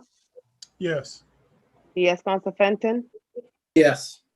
Yes, Counselor Ernst. Yes. Yes, Counselor Williams. Yes, the amendment has been accepted. Counselor Ramos. Mr. President, I think I'd like to take, without objection, item number 38 out of order. I'd Oh, like hold to on. take- Counselor Ramos, we're not done with the item just quite yet. I know folks are getting tired. I understand. Ready. At this time, I'll entertain a motion to pass second and third step. I make the motion to. Motion pass made by second, Counselor third. Whitfield and it's properly second. Second. It's seconded by Counselor Hurst. Madam Clerk, can you please call the roll now to pass second and third steps? Counselor Edwards. Yes. Yes, Counselor Letterman. Yes. Yes, Counselor Gomez. Yes. Yes, Counselor Allen. Yes. Yes, Counselor Curran. Yes. Yes, Counselor Whitfield. Yes. Yes, Counselor Ramus. Yes. Yes, Counselor Brown. Yes. Yes, Counselor Walsh. Yes. Yes, Counselor Davila. Yes. Yes, Counselor Fenton. Yes. Yes, Counselor Ernst. Yes. Yes, Counselor Williams. Yes, the ordinance has passed second and third steps. Congratulations. And right now, I will also entertain a motion to Thank invoke you. 22C to take those items up in one step. So moved. Second. All right, motion made by Counselor Letterman, seconded by Counselor Walsh. Madam Clerk, on invoking Rule 22C, please. Counselor Edwards. Yes. Counselor Letterman. Yes. Counselor Gomez. Yes. Counselor Allen. Counselor Allen. Myself. Yes. Yes, Counselor Curran. Yes. Yes, Counselor Whitfield. Yes. Yes, Counselor Ramus. Yes. Yes, Counselor Brown. Yes. Yes, Counselor Walsh. Yes. Yes, Counselor Davila. Yes. Yes, Counselor Fenton. Yes. Yes, Counselor Ernst. Yes. Yes, Counselor Williams. Yes, thank you all. I think this is certainly a significant move in the right direction for our city. So I just want to thank you all for those who were involved in certainly pushing this forth. It's a lot of history to be recognized by what we've done today. So with that being said, Madam Clerk, actually, Counselor Ramos, let me take it back to you. Yeah, Mr. President, without objection, item number 38, please. All right, number 38, without objection. Mr. President, Yes. have we taken item 33 yet? No, we have not. No, we have not. Okay, I think we should take item 33 because item 33 is a matter of departmental business, and I don't think we should leave it undone. All right, so Counselor Ramos, will you be okay with that, or would you still like to keep? There's an objection, Mr. President, so we have to. Oh, go ahead with item 33. Yes, correct. Madam Clerk, can you please call item number 33 at this time? Yes. Budget transfer across department, $20,000. Great. Is there anyone present to speak to this? Thank you, Mr. President. Lindsay Hackett, Deputy CAFO.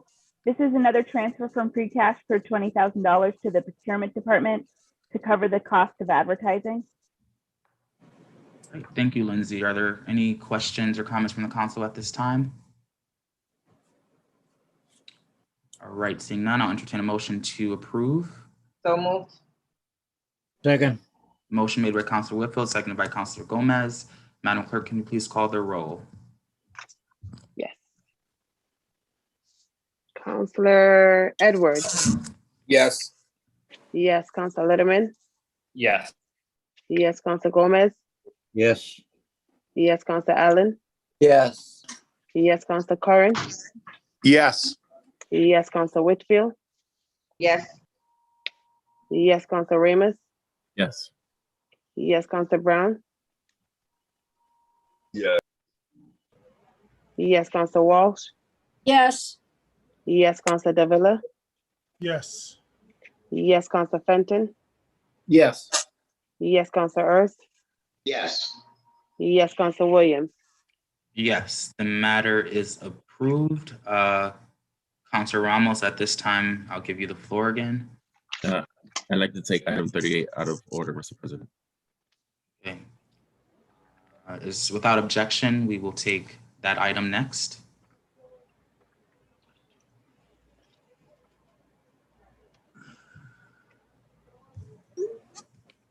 Madam Clerk, can you please call item number 38? Yes, item number 38, gasoline station, amending chapter 178. All right. It's on the first step. First step. All right. Thank you, Madam Clerk. Is there anyone to speak to this? Thank you, Mr. President, for this opportunity. I wanted to, first of all, I'm so sorry. Councilor Ramos, before we take this item, I do apologize. I did make this reference earlier, but the suspension of Rule 19 for the orders needs to take place. So do you mind us doing that prior to jumping into this item?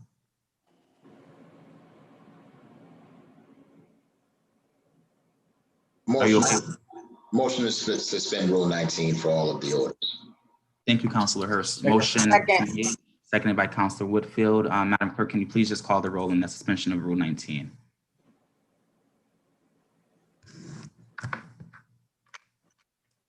Councilor Edwards. Yes. Yes, Council Letterman. Yes. Yes, Council Gomez. Yes. Yes, Council Allen. Yes. Yes, Council Curran. Yes. Yes, Council Whitfield. Yes. Yes, Council Ramos. Yes. Yes, Council Brown. Yes. Yes, Council Walsh. Yes. Yes, Council Davila. Yes. Yes, Council Fenton. Yes. Yes, Council Ernst. Yes. Yes, Council Williams. Yes, thank you. And Councilor Ramos, I apologize. We can jump back into your item. No problem, Mr. President. So this item was in my committee, and we did not have a quorum at the last meeting, so we didn't necessarily make a vote. Do we need a vote to take it out of committee? Yes, we would need a vote if this was in committee. Okay. Or can I do that as chairman? Is this on for first step? First step, yes. So yeah, we can hear it. We can hear the item. Okay. All right, thank you. So this is an ordinance to prohibit the selling of gasoline to off-highway vehicles. I've talked about this extensively, and I reported on it in my committee report earlier today. I just wanted to point out that I did send around a copy of an amended version of the ordinance. And once I'll go through each amendment, you'll see that they're very minor. It's just housekeeping purposes and one idea that was brought up in committee. The first amendment is to strike the words section 1, paragraph 8, strike the words motorized recreational vehicle and replace it with off-highway vehicle, which is how they are recognized according to Massachusetts general law. The second one is to add a new sentence to paragraph B, which will read signage shall be provided by the city of Springfield. This was brought up in committee, and it was actually the idea of Councilor Hurst, who said that the signs should be uniform, and we all agreed. And the mayor has already agreed to provide any funding associated with signage to be provided to the gas stations. The third one is to strike the words employee or employee from the first sentence of paragraph C, which would make it so that the fines go to the owners and not to the employees. The fines will go to the owner of the gas station. And then again, another housekeeping item to replace motorized recreational vehicle with off-highway vehicle. And then at the very end, enforcing personnel was striking the words fire department and replacing it with police department. as the fire department does not have any authority to issue citations. The police department will handle the investigatory part of it and citations. So at this time, Mr. President, I'd like to make a motion to replace the original ordinance with the amended version of the ordinance so that we can take a vote on it. Thank you, Council. All right. Thank you, Councilor Ramos. Has the clerk been provided that information for the record? Okay. Madam Clerk, do you have a copy of that? Yes, I did receive a copy of it earlier today. All right. Appreciate that. There's a motion on the floor by Councilor Ramos to add those proposed amendments and seconded by Councilor Allen. Madam Clerk, can we please call the roll on accepting the proposed amendments? Councilor Edwards. Yes. Yes, Councilor Letterman. Yes. Yes, Councilor Gomez. Excuse me. Yes, Councilor Allen. Yes. Yes, Councilor Curran. Yes. Yes, Councilor Whitfield. Yes. Yes, Councilor Ramos. Yes. Yes, Councilor Brown. Yes. Yes, Councilor Walsh. Yes. Yes, Councilor Davila. Yes. Yes, Councilor Fenton. Yes. Yes, Councilor Ernst. Yes. Yes, Councilor Williams. Yes, the proposed amendments have been accepted. At this time, are there any questions from the council? Councilor Letterman. Thank you, Mr. President. I appreciate Councilor Ramos's effort in this and certainly support us taking continued efforts to see these off-highway vehicles dissipate throughout the city. It's certainly a serious public safety and neighborhood quality of life issue for our community, and it exists in every neighborhood here at this point.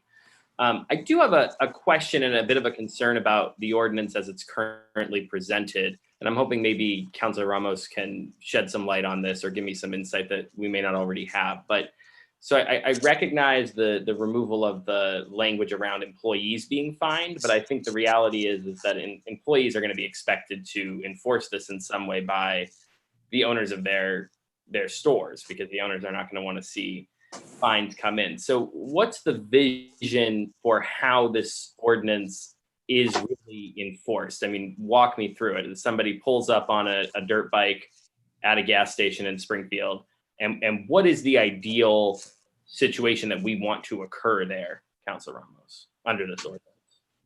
Yes, so thank you, Council, for the question. So ideally, I mean, what would happen is this is similar to, earlier today we appointed a new person to the License Commission.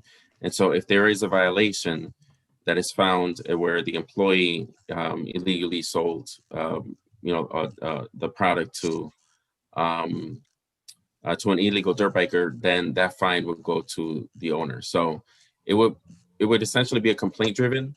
So, if people file a complaint with the police department or file a complaint with the non-emergency number, or the police receive some sort of a complaint, then they will do an investigation, which will involve looking at video cameras at the gas stations, and then they would give out the fine.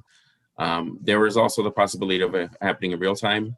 If a police officer observes the transaction happening, then the police officer will then issue a citation. To whom would the police officer issue the citation? To the owner of the property. So I guess that's part of my confusion. How will issuing the citation to the owner of the gas station stop the off-road vehicles from continuing to fuel up? I mean, they don't actually have to go inside, right, to fuel up. They could fuel up using their credit card at the pump. So what's the gas station would be fined, but what prevention does that have on the actual use of the vehicles? So yeah, Council, we did discuss this scenario extensively in committee, and the reality is that anytime that there's a transaction involving a credit card at the pump, that pump has to be turned on manually by the clerk. And so, clerks will, the owners will be responsible for training their employees to make sure that they're not violating this local ordinance. If that employee chooses to turn on the pump for that credit card transaction or a cash transaction, then that will be a violation of the ordinance and the owner would then be fined. But again, that pump has to be turned on manually. And so the idea would be for the clerk, the gas station clerk, to decline the transaction. There's no necessity of the gas station clerk actually becoming personally involved in the transaction. They could just simply decline the purchase from within the store. Correct. Okay. I'll yield to other councilors' questions at this time. Thank you, Councilor Letterman. Councilor Hurst. Thank you, Mr. President. Councilor Ramos, you had the other municipality that is doing this. Did they speak to the potential interactions between the store clerk and the individual who they have denied access to the actual gas pump? Because I think I expressed at one of the committee meetings that it seems like there's a potential for a negative interaction in the event that the clerk says, you know what, I'm not going to that. And it would seem to me that my fear was putting clerks in those positions where they might be at harm, because I imagine that folks are going to be extremely disappointed that they can't fill up their off-road vehicle. So again, this is another matter that was brought up in committee, and we talked about extensively in committee. We asked that question of our friends in New Haven, and they told us that they have not had any negative interactions of that nature. I also reached out to Hartford to see if there was anything there. I was not informed of any particular incident where there was any backlash to a gas station clerk denying the sale of gasoline.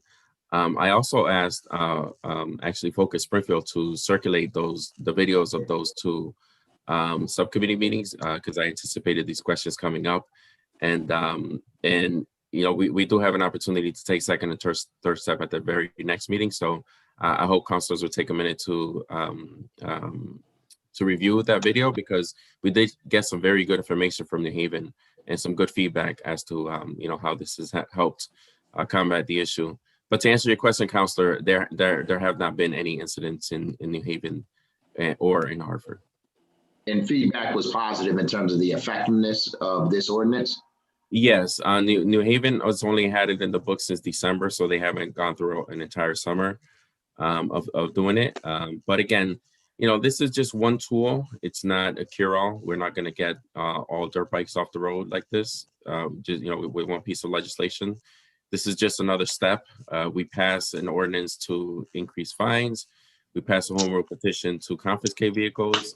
And this is just another tool that we can give our police to combat this issue. Thank you. Thank you, Councilor Hurst. Councilor Brown. Yes, thank you, Mr. President. Just a quick question. Where I'm particularly located, we get a lot of the dirt bikes, but there's a lot of dirt bikes and quads. And what they would do would be basically say that gas station right there on top of Magazine. The only thing they would do is park right there at Magazine, take a gas can and walk over and fill up a gas can. What would stop them from filling up a gas can?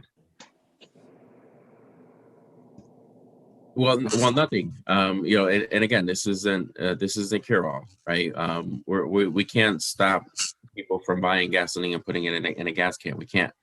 That people use it for the lawnmowers, that people use it for actual legal things, right? So the idea is to just make it harder for illegal dirt bikers. We don't want to make it easy for them. So the idea will be to make it harder. It's similar to when we changed the law to increase the age for buying tobacco from 18 to 21. There's nothing stopping an 18-year-old from from having his 21-year-old friend buy him tobacco, right? We can't legislate that. But we can make it harder for them. And that's what we're trying to do with this ordinance.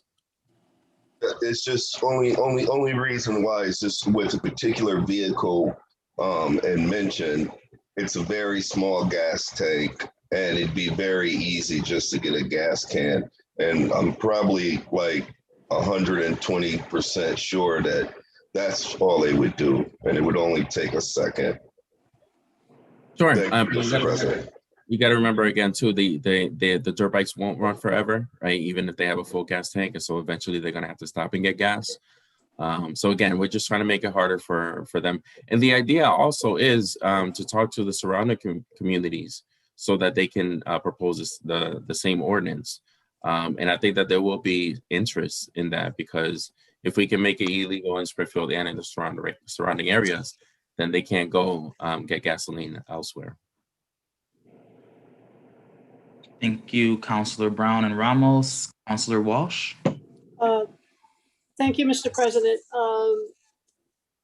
It seems to me we're putting a lot of responsibility on employees at the gas station, and I'm curious as to what the reaction of gas station owners has been to this proposal.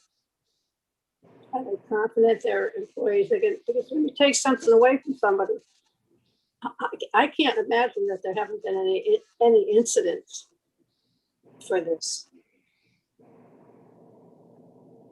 So what was the input from gas station owners? we invited gas station owners to the meetings, and we did not have them in attendance. I always like to have both sides. If that's something that councilors want to hear, I'll be happy to hold another subcommittee meeting in between now. If we pass first step tonight and we'll pass second and third step at the next meeting, I can have another subcommittee meeting. But again, I've had two. I'll be happy to have another one and share the video with everyone so that they can have their answers to your concerns. And you know, I would hate to delay this any further, because we're already into the summer months and they're already out there. So you know, I'd like to get this passed as soon as possible. If we can pass first step tonight, I'll hold a subcommittee meeting next week, and we can pass final step before the end of the month. I do think it's important that the owners of the gas station realize that their employees are going to be having to do this. Thank you, Councilor Walsh. Councilor Davila. Thank you, Mr. President. I see this ordinance, I compare it with that of the sale of cigarettes. You cannot sell cigarettes to minors. If you do, you will get fined. Now, as Councilor Ramos say, this is not a fix all. This is one more tool in the toolbox. What this is going to do, as I see it, is going to severely limit the supply of gasoline for these knuckleheads that continue to put your safety and my safety in danger. Are there going to be people who are going to figure out ways in which I'm sure we have not even thought of to get gas? Of course they will. But it's going to drastically reduce their ability to get the gasoline, and thus drastically reducing the amount of vehicles on the road. The other tool is the enforcement aspect, which the police department has been doing. This is a problem. I can tell you personally that I have picked up people in emergency who have been having a heck of a ride, quote unquote, and then they wrap themselves around a car, a pole, or hurt somebody. This is real. This is dangerous. And those gas stations that don't follow the ordinance and they're going to fill it in the pocket, they will comply quickly. I initially, if I'm not mistaken, this was also going to put the fine on the employee, but it was changed over to the owner. Because at the end of the day, anything that happens at the gas station is the responsibility of the owner. If they get upset, I'm sorry, but we cannot continue to have this. We cannot continue to have this nonsense. Summer is already here. It's gonna. I'm very concerned. I've been saying this for a while. I'm concerned with the summer in Springfield. It's going to be violent. That is going to be a heck of a summer, a very busy summer. I am prepared to vote for this tonight, to vote first step for this. And I will encourage all my colleagues to vote first step today. Thank you, Mr. President. Thank you, Councilor Davila. Councilor Letterman, followed by Councilor Whitfield. I'll yield to Councilor Whitfield. I know she hasn't spoken yet. Thank you, Councilor. Oh no, you might want to get it out because what I got to say is we're either going to vote for first step and have a committee meeting and have a committee meeting. But after this, I am making the rule to end this meeting because I'm going to throw up. I'm sick, tired, and I can't go any further, colleagues. Thank you, Councilor Whitfield. Go ahead. I still yield. I still yield. That's it. That's all I want. I want to move the question. I want to do something. I want to vote first step. I had the same concerns. We had several meetings on it. My concerns were answered at the meetings as far as finding the gas station, because we'll be creating signs. They'll know what the rule is. If the gas stations, say, we just can't serve you and people get angry, we call the police like we would do in any other situation. And those are some of my concerns up front, and we did talk about them in subcommittee, but we can also have another subcommittee meeting if we choose to. Hold the vote. Yeah. Go. There is a motion to move the question posed by Councilor Whitfield. Is there a proper second? Second. Seconded by Councilor Gomez. Madam Clerk, can you please call the roll to pass first step this night? Yes. Councilor Edwards. Yes. Yes. Councilor Letterman. Yes. Yes. Councilor Gomez. Yes. Yes. Councilor Allen. Yes. Yes. Councilor Curran. Yes. Yes. Councilor Whitfield. Yes. Yes. Councilor Ramos. Yes. Yes. Councilor Brown. Yes. Yes. Councilor Walsh. Councilor Walsh. Yes. Yes. Councilor Davila. Yes. Yes. Councilor Fenton. Yes. Yes. Councilor Ernst. Yes. Yes. Councilor Williams. Yes, the ordinance has passed first step. Clerk. I believe that was to move the question, Mr. President. I'm sorry, you're right. You got me back. You got me back. Yeah, that was to move the question. That has passed. So now we will move to vote on first step for the actual item. And I will entertain a motion to do that. I make a motion. Councilor Whitfield, seconded by. Seconded by Councilor Gomez. Madam, can you please call the roll to pass the first step on the ordinance? Yes. Councilor Edwards. Yes. Yes. Councilor Letterman. Yes. Yes. Councilor Gomez. Yes. Yes. Councilor Allen. Yes. Yes. Councilor Curran. Yes. Yes. Councilor Whitfield. Yes. Yes. Councilor Ramos. Yes. Yes. Councilor Walsh. Yes. Yes. Councilor Davila. Yes. Yes. Councilor Fenton. Yes. Yes. Councilor Ernst. Yes. Yes. Councilor Williams. Yes, the ordinance has passed first step. Mr. President, I wasn't recognized. Yes. Councilor Brown, my apologies. Yes. Thank you. Thank you, Madam Clerk. Can you please call the next item? I object. I make a motion to end the meeting like we put into the rules. I don't know how we do it, but I'm going to object to moving forward with the rest of the agenda and move it to the next meeting. Second that motion. Me too. Me too. Okay. All right.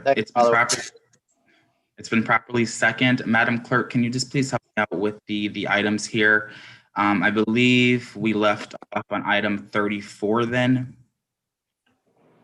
Item number 34, 35, and 36. 36. And Attorney Moore, can you just also, if you're still present, I don't think you are. No. Can I just ask, and forgive me for not knowing this, but in terms of executive session, can we group that in? Does anyone know if we can group that in with these other items? Yeah, Counselor, you could take executive session out of order. That can definitely be done. You're talking about for the next meeting? Yeah, we're going to continue. Yeah, you could do it out of order. You could take executive session, like you have it listed in the agenda now in the proper format at the bottom, but you could certainly do it as a continuation of this meeting at the top of the next agenda. Okay. Absolutely. All right. So there's a motion on the floor by Councilor Whitfield. It's been second and third, fourth. I don't know who was even fifth. Councilor Walsh. I can believe it was Councilor Walsh to continue items that were just mentioned by our clerk. And I will at this time then take a roll call vote to continue the next, I believe, 4 items. And I do want to say that specifically. So let me just say it's items 34, items 35, items 36, and the executive session. And the executive session. Can you please call the roll to continue those items?